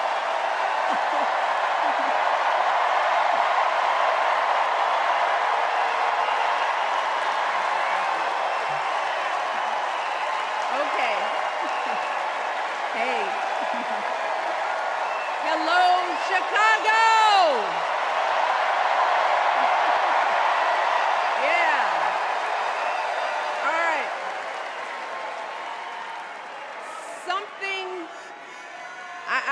Something wonderfully magical is in the air, isn't it? Yeah. You know, we're feeling it here in this arena, but it's spreading all across this country we love. A familiar feeling that's been buried too deep for far too long. You know what I'm talking about. It's the contagious power of hope. The anticipation, the energy, the exhilaration of once again being on the cusp of a brighter day. The chance to vanquish the demons of fear, division, and hate that have consumed us and continue pursuing the unfinished promise of this great nation, the dream that our parents and grandparents fought and died and sacrificed for. America, hope is making a comeback. Yeah.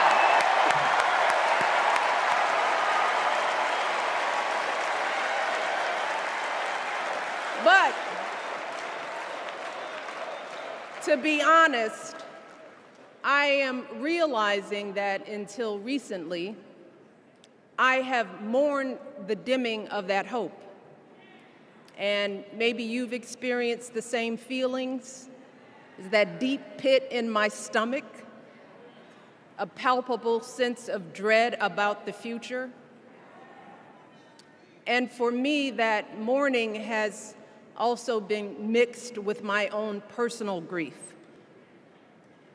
The last time I was here in my hometown was to memorialize my mother, the woman who showed me the meaning of hard work and humility and decency, the woman who set my moral compass high and showed me the power of my own voice.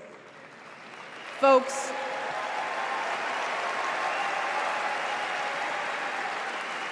I still feel her loss so profoundly. I wasn't even sure if I'd be steady enough to stand before you tonight, but my heart compelled me to be here because of the sense of duty that I feel to honor her memory and to remind us all not to squander the sacrifices our elders made to give us a better future. You see, my mom, in her steady, quiet way, lived out that striving sense of hope every single day of her life. She believed that all children, all people have value, that anyone can succeed if given the opportunity. She and my father didn't aspire to be wealthy. In fact, they were suspicious of folks who took more than they needed.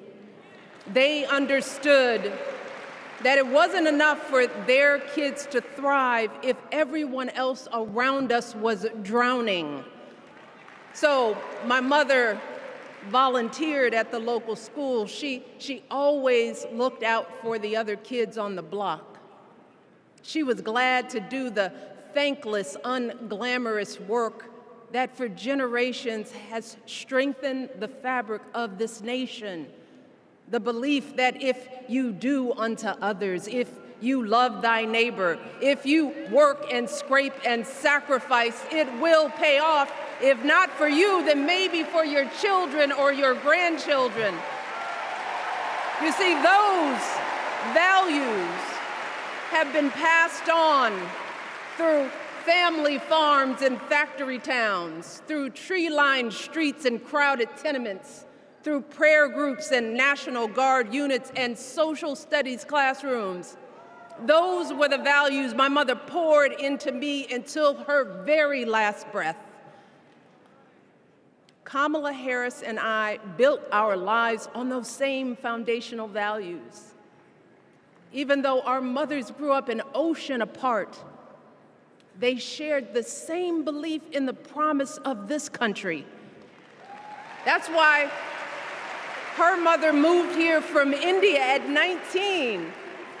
It's why she taught Kamala about justice, about the obligation to lift others up, about our responsibility to give more than we take. She'd often tell her daughter, "Don't sit around and complain about things, do something." So, with that voice in her head, Kamala went out and she worked hard in school, graduating from an HBCU, earning her law degree at a state school. And then she went on to work for the people, fighting to hold lawbreakers accountable, strengthening the rule of law, fighting to get folks better wages, cheaper prescription drugs, a good education, decent health care, child care, elder care. From a middle-class household, Kamala worked her way up to become Vice President of the United States of America. My girl, Kamala Harris, is more than ready for this moment. She is one of the most qualified people ever to seek the office of the presidency. And she is one of the most dignified. A tribute to her mother, to my mother, and to your mother too. The embodiment of the stories we tell ourselves about this country. Her story is your story. It's my story. It's the story of the vast majority of Americans trying to build a better life. Look, Kamala knows, like we do, that regardless of where you come from, what you look like, who you love, how you worship, or what's in your bank account, we all deserve the opportunity to build a decent life. All of our contributions deserve to be accepted and valued. Because no one has a monopoly on what it means to be an American. No one.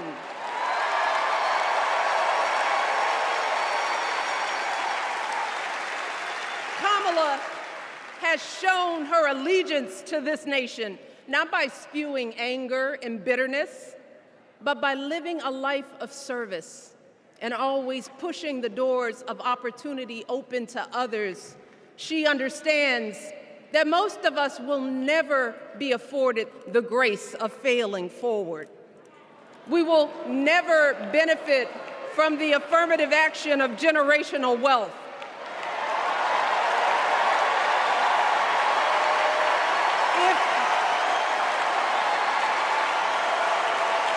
If we bankrupt a business or choke in a crisis, we don't get a second, third, or fourth chance. If things don't go our way, we don't have the luxury of whining or cheating others to get further ahead. No. We don't get to change the rules so we always win. If we see a mountain in front of us, we don't expect there to be an escalator waiting to take us to the top. No. We put our heads down. We get to work.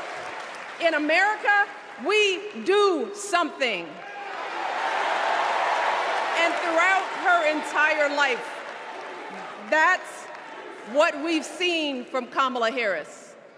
The steel of her spine, the steadiness of her upbringing, the honesty of her example, and yes, the joy of her laughter and her light.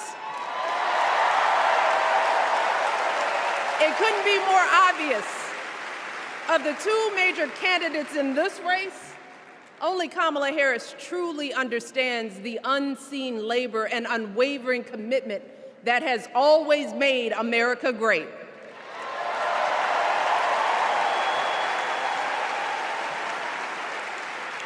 Now, unfortunately, we know what comes next.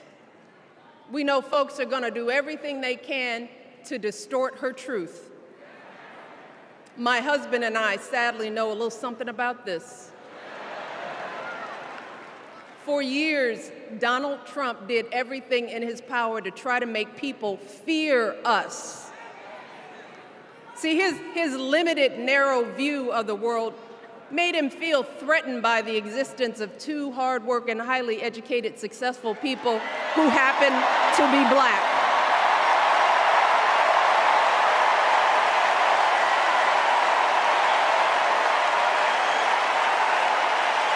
Wait.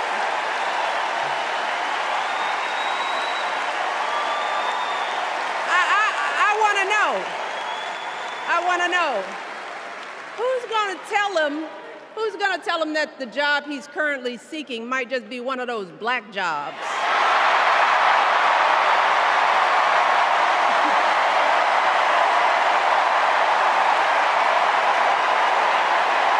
Look, it's his same old con. His same old con. Doubling down on ugly, misogynistic, racist lies as a substitute for real ideas and solutions that will actually make people's lives better.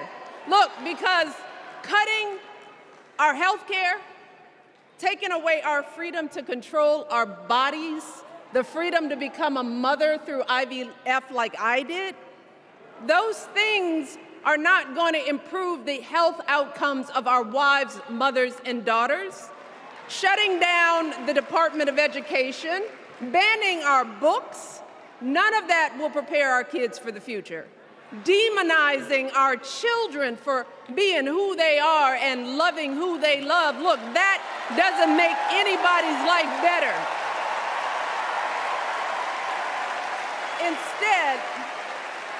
Instead, it only makes us small.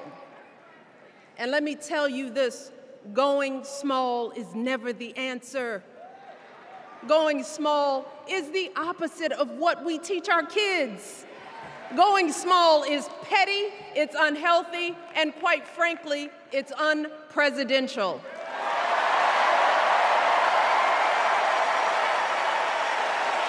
So, why would any of us accept this from anyone seeking our highest office? Why would we normalize that type of backward leadership? Doing so only demeans and cheapens our politics. It only serves to further discourage good, big-hearted people from wanting to get involved at all. America, our parents taught us better than that, and we deserve so much better than that. That's why we must do everything in our power to elect two of those good, big-hearted people. There is no other choice than Kamala Harris and Tim Walz. No other choice.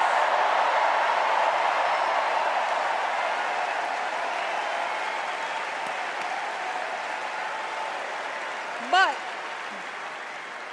as we embrace this renewed sense of hope, let us not forget the despair we have felt. Let us not forget what we are up against. Yes, Kamala and Tim are doing great now. We're loving it. They're packing arenas across the country. Folks are energized. We are feeling good.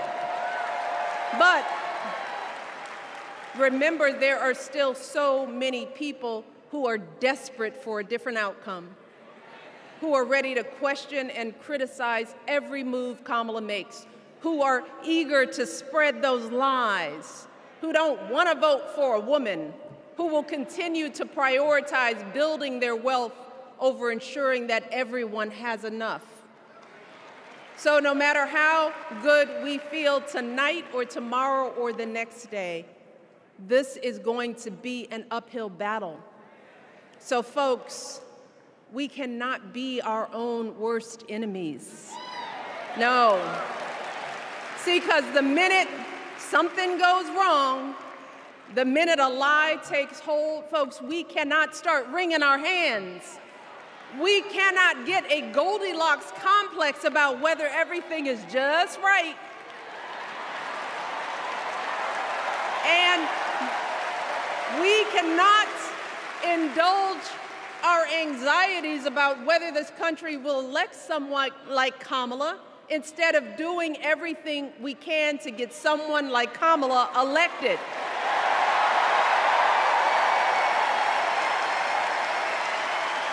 Kamala and Tim, they have lived amazing lives. And I am confident that they will lead with compassion, inclusion, and grace. But they are still only human. They are not perfect. And like all of us, they will make mistakes. But luckily, y'all, this is not just on them. No, this is up to us, all of us, to be the solution that we seek. It's up to all of us to be the antidote to the darkness and division. Look, I don't care how you identify politically, whether you're Democrat, Republican, Independent, or none of the above. This is our time to stand up for what we know in our hearts is right.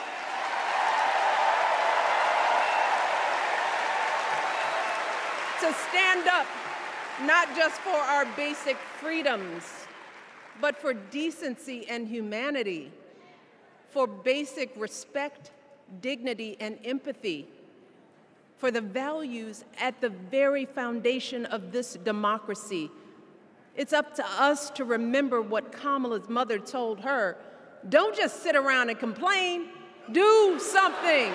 So, if they lie about her, and they will, we've got to do something. If we see a bad poll, and we will, we got to put down that phone and do something. If we start feeling tired, if we start feeling that dread creeping back in, we got to pick ourselves up, throw water on our face, and what? We only have 2.5 months, y'all, to get this done. Only 11 weeks to make sure every single person we know is registered and has a voting plan. So, we cannot afford for anyone America to sit on their hands and wait to be called. Don't complain if no one from the campaign has specifically reached out to you to ask you for your support. There is simply no time for that kind of foolishness. You know what you need to do. So, consider this to be your official ask. Michelle Obama is asking you, no, I'm telling y'all to do something.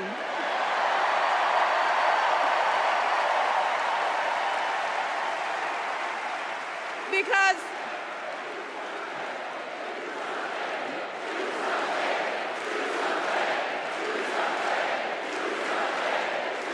you all, this election is going to be close. In some states, just a handful, listen to me, a handful of votes in every precinct could decide the winner. So we need to vote in numbers that erase any doubt. We need to overwhelm any effort to suppress us. Our fate is in our hands. In 77 days, we have the power to turn our country away from the fear, division, and smallness of the past. We have the power to marry our hope with our action. We have the power to pay forward the love, sweat, and sacrifice of our mothers and fathers and all those who came before us. We did it before, y'all, and we sure can do it again. Let us work like our lives depend on it. And let us keep moving our country forward and go higher, yes, always higher than we've ever gone before as we elect the next president and vice president of the United States, Kamala Harris and Tim Walz. Thank you all. God bless.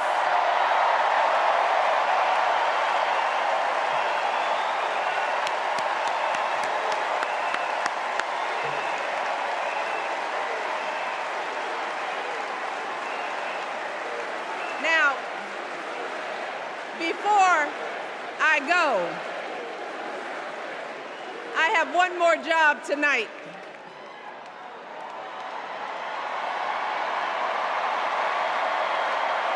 Yeah, one more job. You all, thank you for all the love, but it is now my honor to introduce somebody who knows a whole lot about hope. Someone who has spent his life strengthening our democracy, and let me tell you, as someone who lives with him, he wakes up every day, and thinks about what's best for this country. Please welcome America's 44th president and the love of my life, Barack Obama.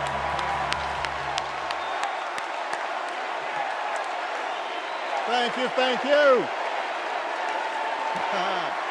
Thank you, everybody, thank you.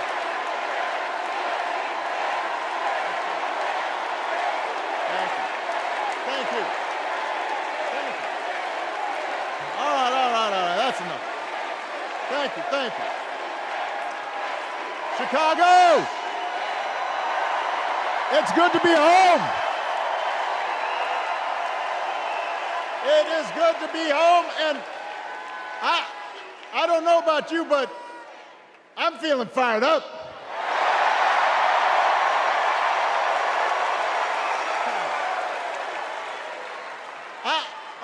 I am feeling ready to go.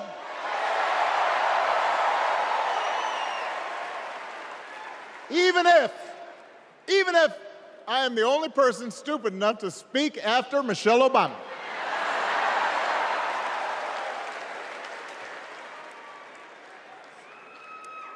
I am feeling hopeful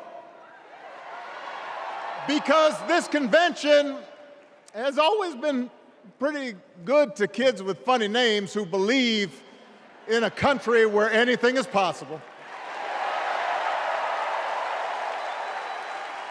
Because we have a chance to elect someone who has spent her entire life trying to give people the same chances America gave her. Someone who sees you and hears you and will get up every single day and fight for you. The next president of the United States of America, Kamala Harris.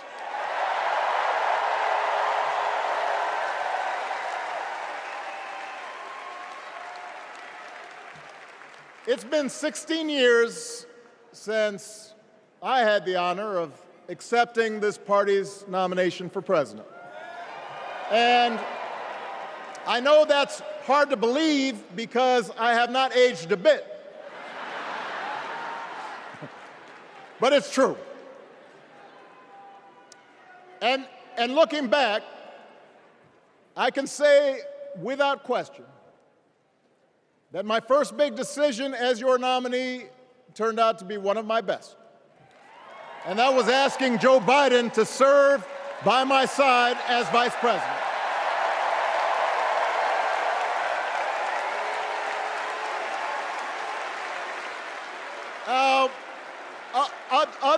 Other than some common Irish blood, Joe and I come from different backgrounds, but we became brothers. And as we worked together for 8, sometimes pretty tough years, what I came to admire most about Joe wasn't just his smarts, his experience, It was his empathy and his decency and his hard-earned resilience, his unshakable belief that everyone in this country deserves a fair shot.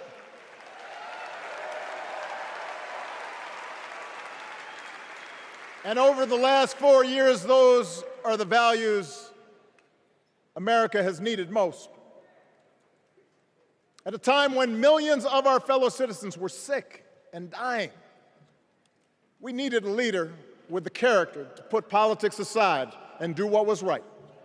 At a time when our economy was reeling, we needed a leader with the determination to drive what would become the world's strongest recovery. 15 million jobs, higher wages, lower health care costs. At a time when the other party had turned into a cult of personality, we needed a leader who was steady and brought people together and was selfless enough to do the rarest thing there is in politics, putting his own ambition aside for the sake of the country.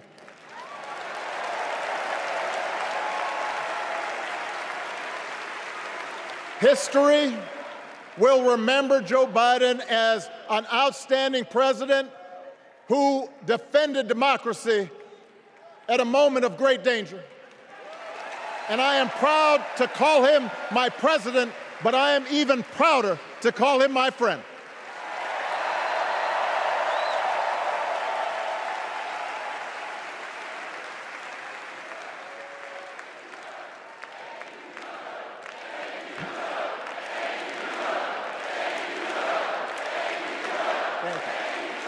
Now, the torch has been passed. Now it is up to all of us to fight for the America we believe in. And make no mistake, it will be a fight. For all the incredible energy we've been able to generate over the last few weeks, for all the rallies and the memes, this will still be a tight race in a closely divided country. A country where too many Americans are still struggling, where a lot of Americans don't believe government can help. And as we gather here tonight, the people who will decide this election are asking a very simple question. Who will fight for me? Who's thinking about my future, about my children's future, about our future together? One thing is for certain, Donald Trump is not losing sleep over that question.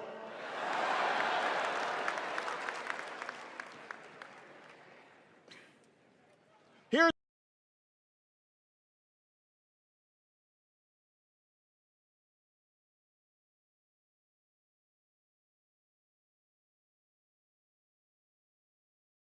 It has been a constant stream of gripes and grievances that's actually been getting worse now that he's afraid of losing to Kamala.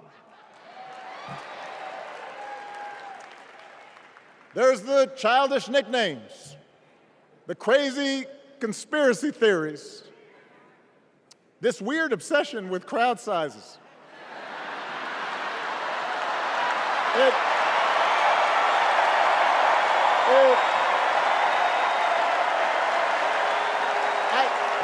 It just goes on and on and on. The other day I heard someone compare Trump to the neighbor who keeps running his leaf blower outside your window every minute of every day.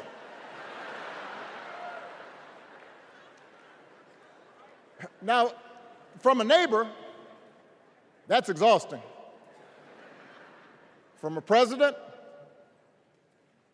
it's just dangerous.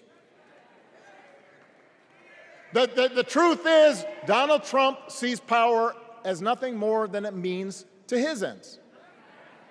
He wants the middle class to pay the price for another huge tax cut that would mostly help him. and his rich friends. He killed a bipartisan immigration deal written in part by one of the most conservative Republicans in Congress that would have helped secure our southern border because he thought trying to actually solve the problem would hurt his campaign. He doesn't. Do not boo. Vote.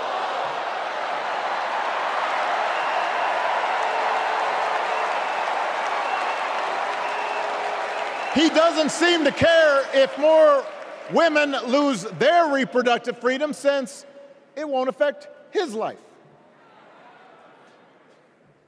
And most of all, Donald Trump wants us to think that this country is hopelessly divided between us and them, between the real Americans, who of course support him, and the outsiders who don't.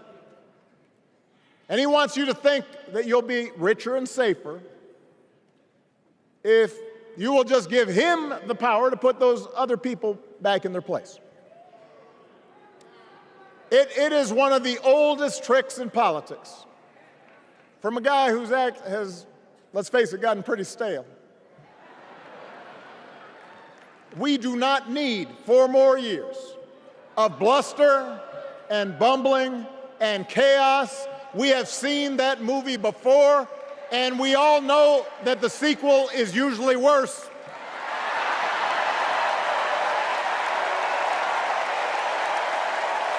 America's ready for a new chapter. America's ready for a better story. We are ready for a President Kamala Harris.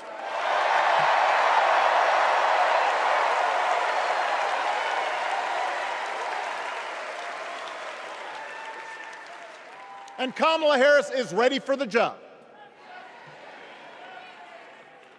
This is a person who has spent her life fighting on behalf of people who need a voice and a champion. As you heard from Michelle, Kamala was not born into privilege. She had to work for what she's got. And she actually cares about what other people are going through. She's not the neighbor running the leaf blower. She's the neighbor rushing over to help when you need a hand. As a prosecutor, Kamala stood up for children who had been victims of sexual abuse. As an attorney general of the most populous state in the country, she fought big banks and for-profit colleges, securing billions of dollars for the people they had scammed. After the home mortgage crisis, she pushed me and my administration hard to make sure homeowners got a fair settlement. Didn't matter that I was a Democrat. Didn't matter that she had knocked on doors for my campaign in Iowa. She was going to fight to get as much relief as possible for the families who deserved it.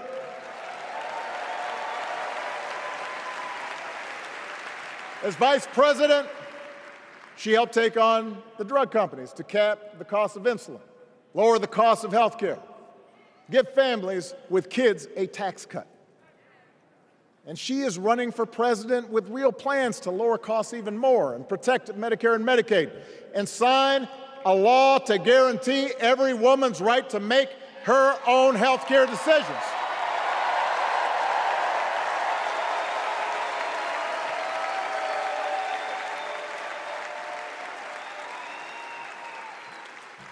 In other words, Kamala Harris won't be focused on her problems. She'll be focused on yours. As president, she won't just cater to her own supporters and punish those who refuse to kiss the ring or bend the knee. She'll work on behalf of every American. That's who Kamala is. And in the White House, she will have an outstanding partner in Governor Tim Walz.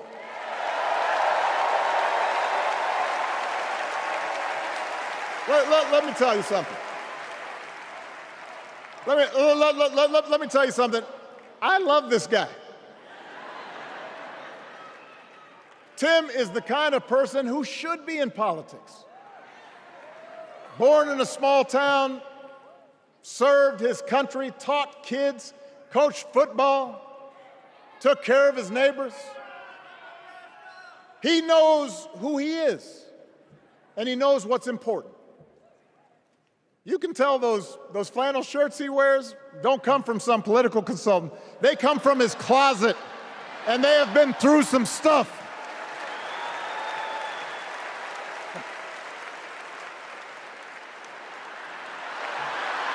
They have been through some stuff. That's right.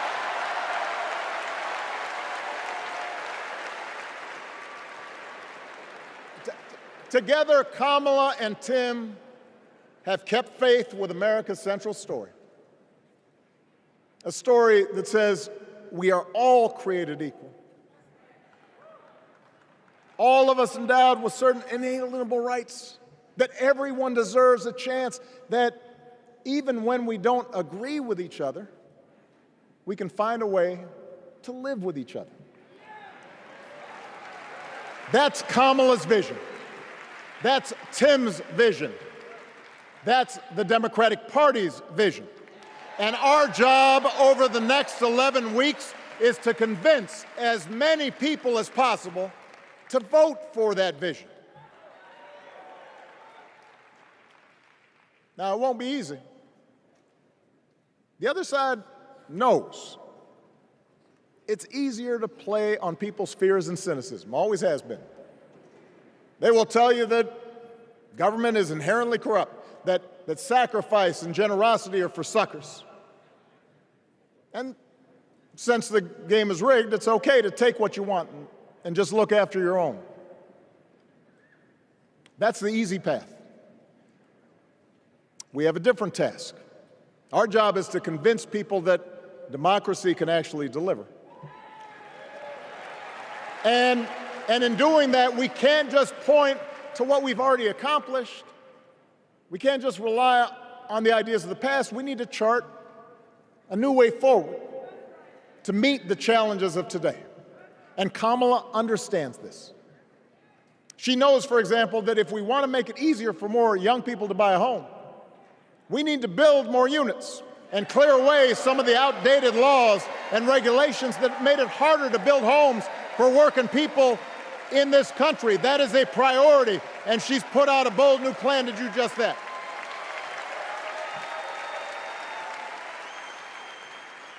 On health care, we should all be proud of the enormous progress that we've made through the Affordable Care Act, providing millions of people access to affordable coverage, protecting millions more from unscrupulous insurance practices. I noticed, by the way, that since it's become popular, they don't call it Obamacare no more.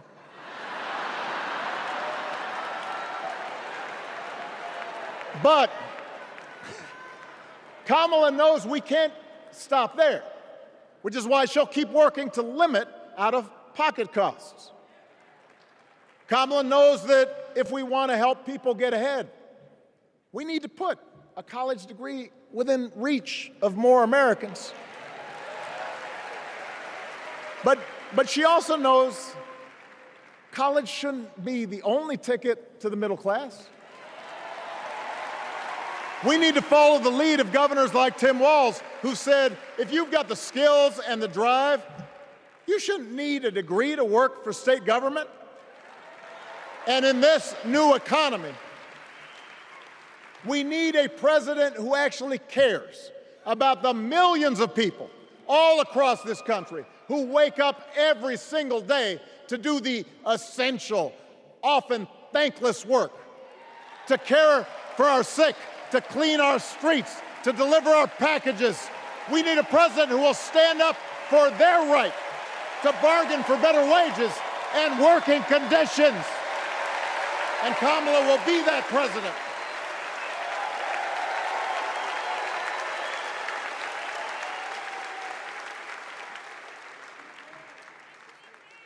Yes, she can.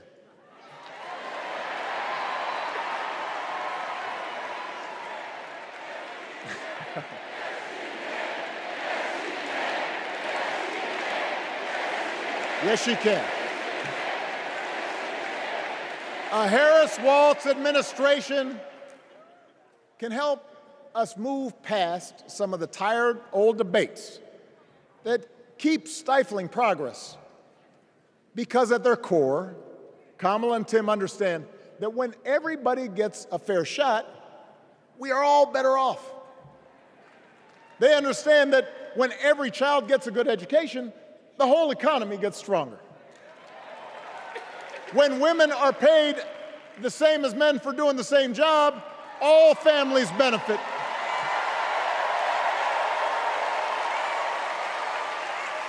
They understand that we can secure our borders without tearing kids away from their parents, just like we can keep our streets safe while also building trust between law enforcement and the communities they serve and eliminating bias. That will make it better for everybody.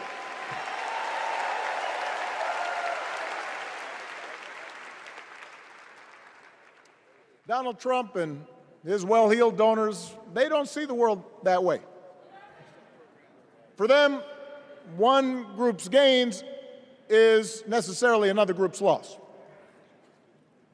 For them, freedom means that the powerful can do pretty much what they please, whether it's fire workers trying to organize a union or put poison in our rivers or avoid paying taxes like everybody else has to do.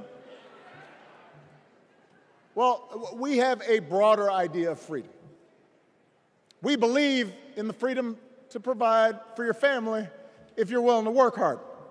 The freedom to breathe clean air and drink clean water and send your kids to school without worrying if they'll come home.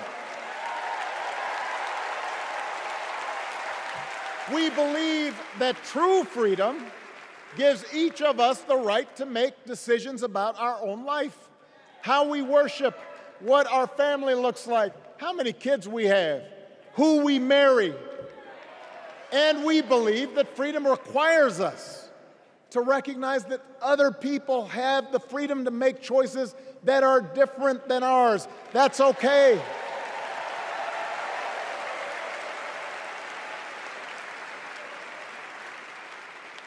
That's the America Kamala Harris and Tim Walz believe in.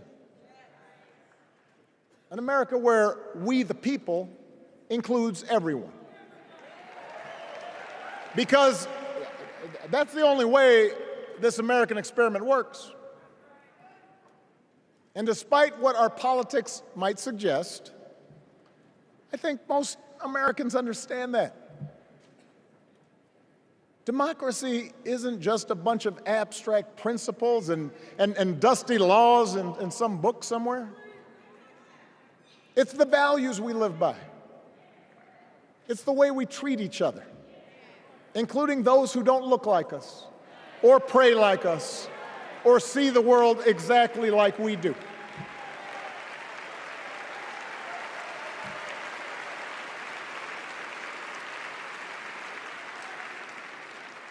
That sense of mutual respect has to be part of our message.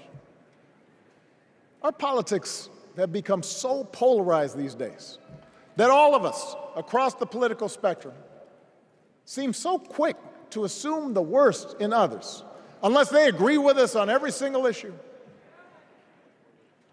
We start thinking that the only way to win is to scold and shame and out-yell the other side. And after a while, regular folks just tune out, or they don't bother to vote. Now, that approach may work for the politicians who just want attention and thrive on division, but it won't work for us. To make progress on the things we care about, the things that really affect people's lives, we need to remember that we've all got our blind spots and contradictions and prejudices, and that if we want to win over those who aren't yet ready to support our candidates, we need to listen to them.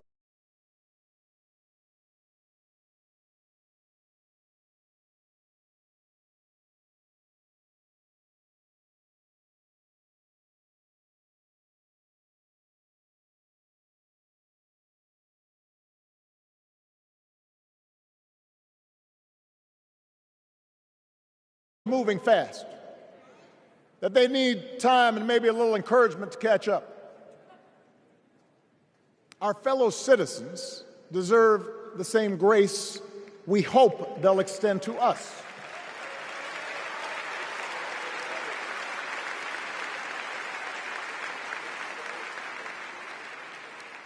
That's how we can build a true democratic majority, one that can get things done. And by the way, that does not just matter to the people in this country. The rest of the world is watching to see if we can actually pull this.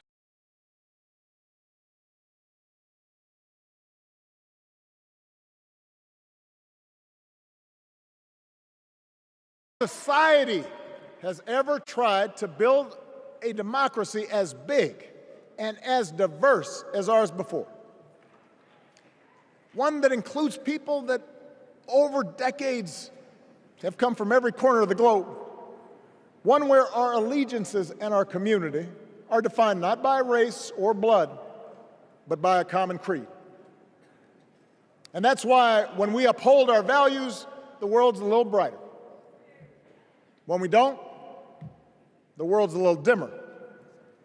And dictators and autocrats feel emboldened. And over time, we become less safe.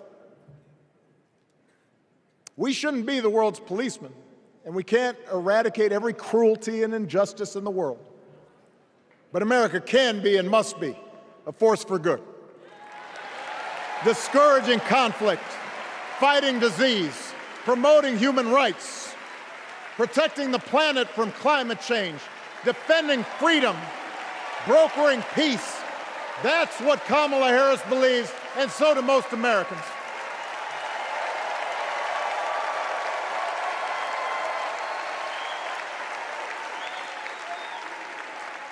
Now,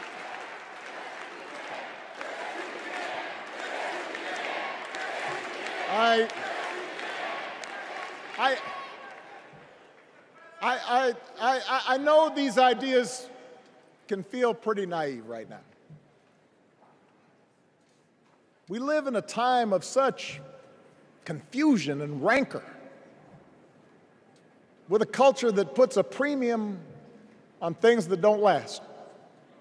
Money, fame, status, likes. We chase the approval of strangers on our phones. We build all manner of walls and fences around ourselves, and then we wonder why we feel so alone. We don't trust each other as much because we don't take the time to know each other. And in that space between us, politicians and algorithms teach us to caricature each other and troll each other and fear each other. But here's the good news, Chicago. All across America, in big cities and small towns, away from all the noise, the ties that bind us together are still there. We still coach Little League and look out for our elderly neighbors. We still feed the hungry in churches and mosques and synagogues and temples. We share the same pride when our Olympic athletes compete for the gold. Because the vast majority of us do not want to live in a country that's bitter and divided. We want something better. We want to be better. And the joy and the excitement that we're seeing around this campaign tells us we're not alone. You know, I've spent a lot of time thinking about these past few months because, as Michelle mentioned, this summer we lost her mom, Ms. Marion Robinson. And I don't know that anybody has ever loved their mother-in-law any more than I love mine. Mostly it's because she was funny and wise and the least pretentious person I knew. That, and she always defended me with Michelle when I messed up. I'd hide behind her.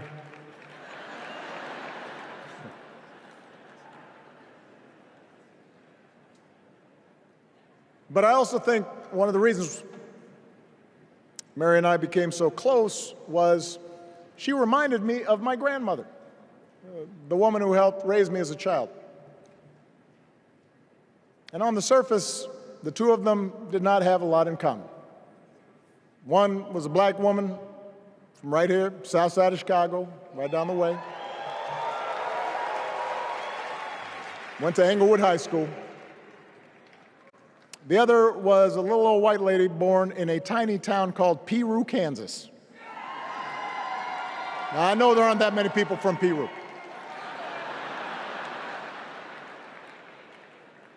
And yet they shared a basic outlook on life. They were strong, smart, resourceful women, full of common sense, who, regardless of the barriers they encountered, and women growing up in the 40s and 50s and 60s, they encountered barriers. They still went about their business without fuss or complaint and provided an unshakable foundation of love for their children and their grandchildren. In that sense, they both represented an entire generation of working people who, through war and depression, discrimination and limited opportunity, helped build this country. A lot of them toiled every day at jobs that were often too small for them and didn't pay a lot. They willingly went without just to keep a roof over their families' heads, just to give their children something better. But they knew what was true. They knew what mattered. Things like honesty and integrity, kindness and hard work. They weren't impressed with braggarts or bullies. They didn't think putting other people down lifted you up or made you strong. They didn't spend a lot of time obsessing about what they didn't have. Instead, they appreciated what they did. They found pleasure in simple things. A card game with friends, a good meal, and laughter around the kitchen table. Helping others. And most of all, seeing their children do things and go places that they would have never imagined for themselves.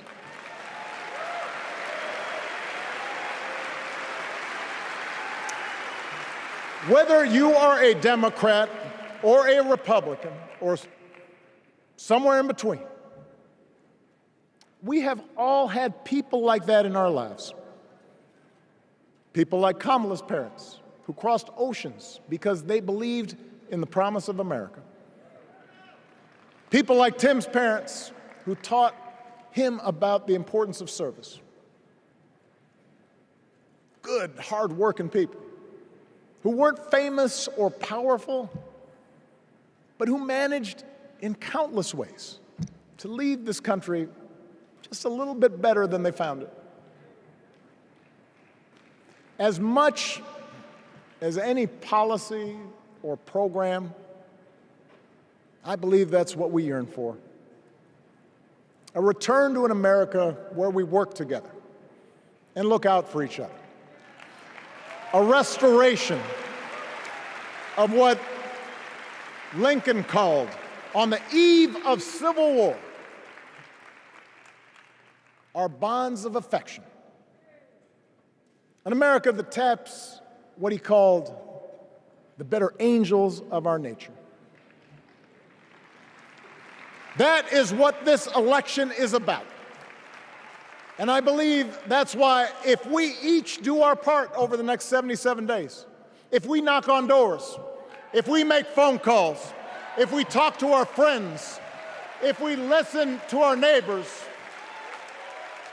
if we work like we've never worked before, if we hold firm to our convictions,